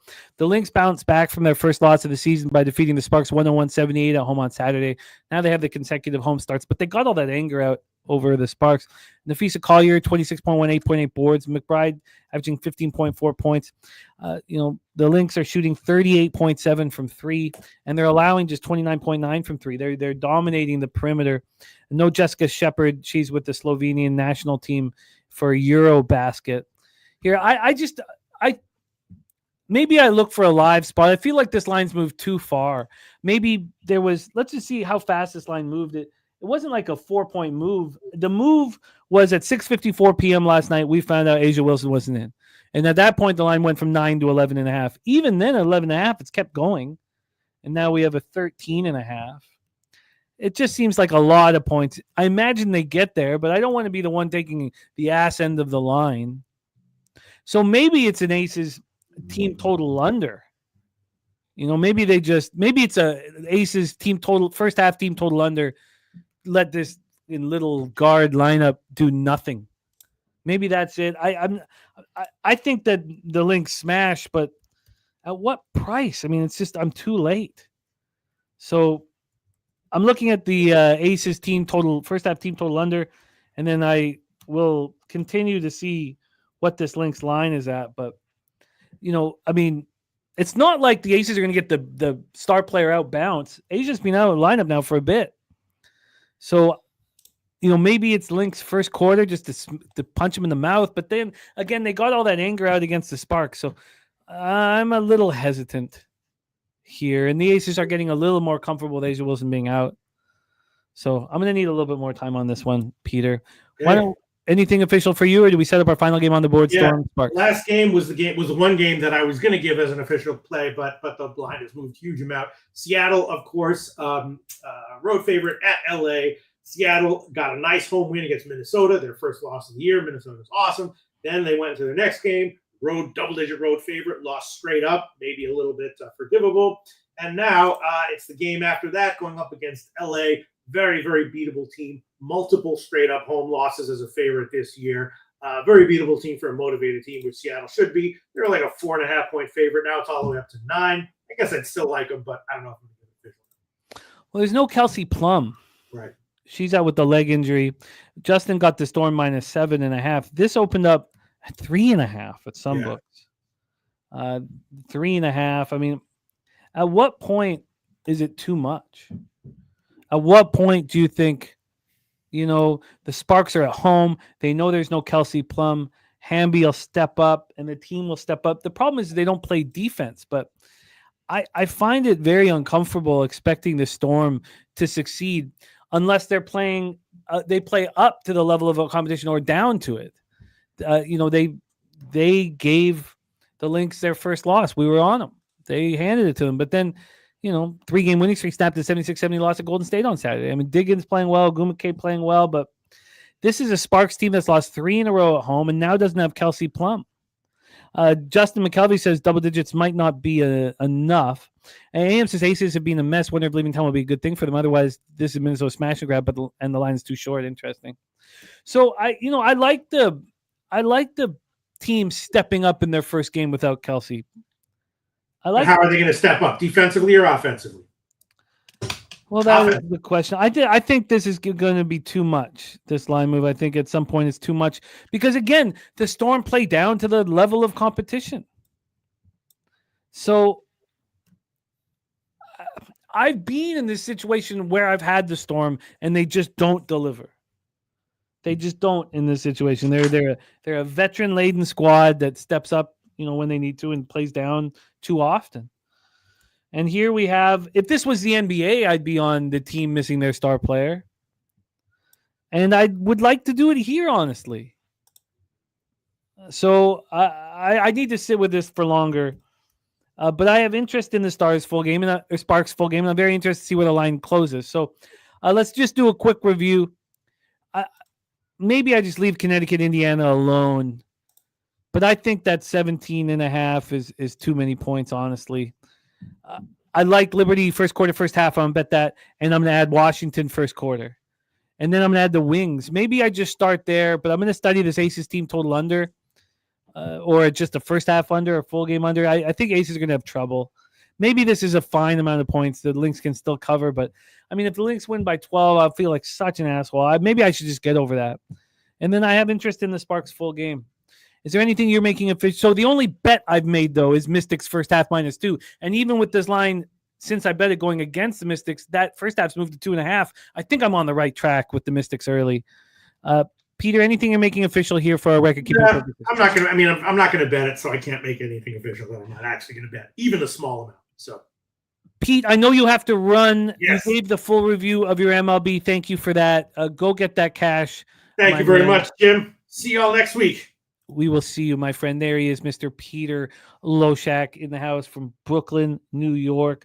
Let's do a final review of action here on Loshak and the bag here. So I am going to invest in this Oilers game. I don't feel like I'm going down with the ship. I've just seen this team step up in situations like this. If they were to not step up, would I be surprised? No. Florida looks like a very confident team. But the Oilers have risen to the occasion every time. And even losing 2-1 in Game 7 after tying up the series at 3, I don't think of them at fault. I mean, obviously, I was on the Panthers in that series, so kind of needed that to happen. Thank you, Justin, my man, AOD, all of you guys. So Oilers score first is a spot that I would like. We're going to have Jose Bouquet rejoin us here. So I'm not going to take Oilers to score first, even though I get it from you guys. And I imagine if they score first, I mean, what's the difference between score first and first period money line? Maybe I should look at that here. Jose, how are you, my friend? Good. I bet the Oilers as well, going down with the ship. Don't say going down with the ship. I don't want that in my head. Because I guess, I mean, could we see a 0-0 first period? I mean, it's not beyond. But let's see. So right now at 365, the Oilers are plus 115. They're plus 115 first period. And let's see what they are to score first here. God, let me pull it up here. Oh, here we go. So there we go. Time of first score. Team time of first score. God, why can't I get there? First period goal. I'll find it here in a second. I guess I got to just go over the price difference of score first and the odds difference and just decide, what appeals to me the most.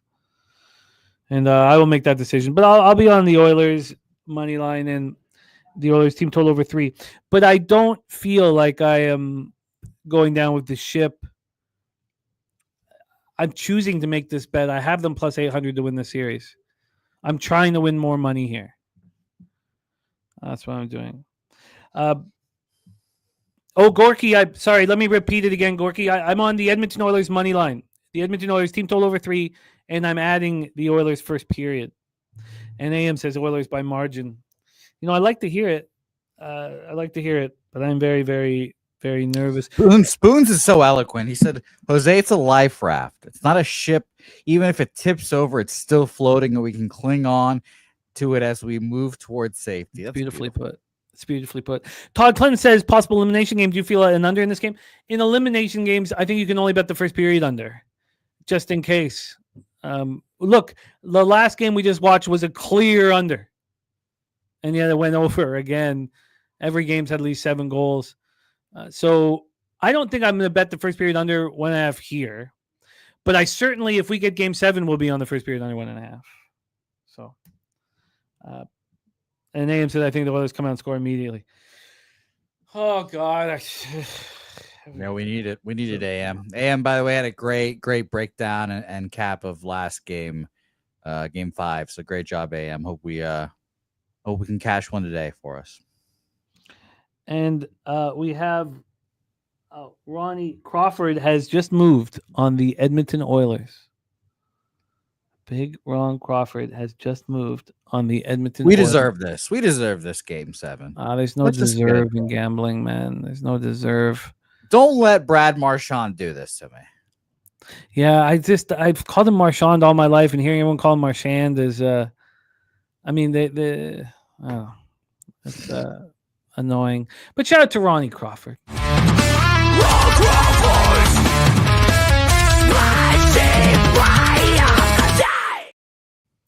So let's talk Major League Baseball. Jose, I'm on the I haven't been anything yet. So I'm gonna be on the first 3 under 2.5 in Pittsburgh, Detroit. I'm also going, and then I'll do a final review of cappers in the chat. But I'm gonna hit the Yankees in a couple different ways, and I will decide. But probably double result, full game on the run line. I'm gonna be on the over in Arizona, Toronto, and then I am going to be on the White Sox first 5 and full game. I'm going for a score in this one. I deal with the consequences. Then I'm going to be on the first 3 under 2.5 in Kansas City, Texas, and Rangers -1. My next spot is the Mariners first 5 -0.5. The first 3 under 2 in Cleveland, San Francisco, and the full game under 7. I'm going to be on the Astros, which is also the Pig Milk play today. And I expect to be on the Dodgers run line. And Matty I says, can I give out a taint for today? Can I give out a taint for today? You know the answer to that.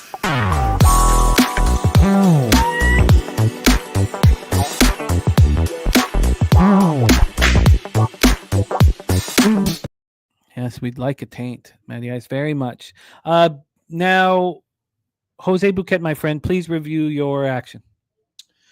Sure. I have the Yankees -1.5, -120, Minnesota money line +104, the Baltimore Orioles -103, Chicago White Sox first 5 +0.5 -130, Texas Royals under 8.5 here -115, and the Boston Red Stockings +150 for me.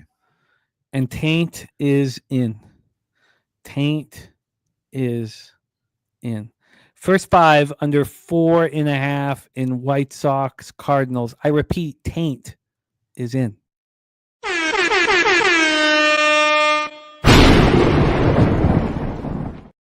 And then I am attacking the WNBA. Connecticut +17.5. I could just let go. I think I could just let go if I need to. But I don't want to because the Fever just beat the Liberty. Then again, the Friday was as frustrating as a day as I've had in a long time. And I was on the Chicago Sky and everybody told me not to. They were up. They were winning at halftime. And then, the Aces bounced back. They got out. They were in complete control. They got outscored 20-2 to start the third quarter. So maybe I should just take Connecticut first half and not, focus more on the Fever, not showing up after the phenomenal performance against the Liberty. Maybe that's the best way of doing it.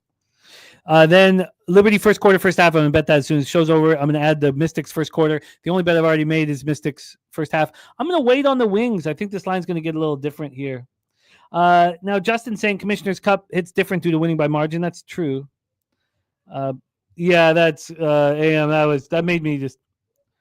I was actually watching the game too. It's just fucking hell. The Aces team total under or first half under against the Lynx, I'm going to be involved in. I'm just not entirely sure here. So, yeah, it was not good, Big Zo, and I did not help at all. And then Sparks. So I've got more work to do, obviously, on this card. Now becomes the most important time for me is just kind of going over all the notes and figuring out how to attack this. Jose, my friend, another week begins here. I'm excited about our shows for the rest of the week. Thank you to all the cappers in the chat supporting us. Big Daddy Boom, AOD, Big Zo, AM hammering the board. And Justin McKelvey says Fever alt spread is appealing. Really, after they put it all together to beat the Liberty, isn't this? I guess the Commissioner's Cup does change it. It's not just a lazy day, I guess. Thank you guys so much. We had Matty Ice, Preston Ekdahl. Great to see you, Preston. Looking forward to see the big Talking Hands new show coming out this evening. Todd Clinton, thank you for joining us. Spooner, Gorky, thank you guys. AM, thank you. Old E, Nutflush, Allen, Voodoo Ranger, just a great group. El Dorado Custodian, thank you so much for the dono. And our friend Nate Dogg, thank you for gifting 5 Pub Sports Radio memberships. It means a ton to us. JW, thank you. Sean Pulliam, the squad, Lucas Ryan, Big Zoe, Chad Pickard, Dougie Wise, Lex Steele. Oh, let me do that too, just to give respect to all these cappers putting in their action here in the chat. We had some great stuff. The stacks play today. Number 1 is Guerrero over 1.5 bases. Number 2, Dela Cruz over 1.5 bases. Lamont Williams max bet is the Panthers money line. Gorky's on Anisimova, Schneider money line, and Kessler money line. Pig Milk play today is the Astros money line. 9 legacy on Brewers, Reds, Yankees, and Marlins. Robert Franklin is on the over 6.5, parlayed with Corey Perry for over 1.5 shots on goal. 9 legacy on the Oilers. Mike Wilkerson on Rays and Jays. Spooner on the Reds money line, Rays money line, Rangers money line, Cubs -1, Giants -1, and Jermaine on Florida team total over 3.5, and says, you know the vibe. Dougie Wise bonus play as well is the Royals money line. Jose, can you please bless our action and lead us into the future, my friend? Yep, it's going to be an interesting next week or so. I can't wait to see what happens in the chat. I can't wait to see what happens our action. Shout out to everyone in there. Nasty Nate, AOD, all you guys. We appreciate you guys for watching. My guy Nuke, appreciate you. Let's go out there and get that money. We have to. We fucking have to this week. So let's do it, and let's leche Elos bookmakers.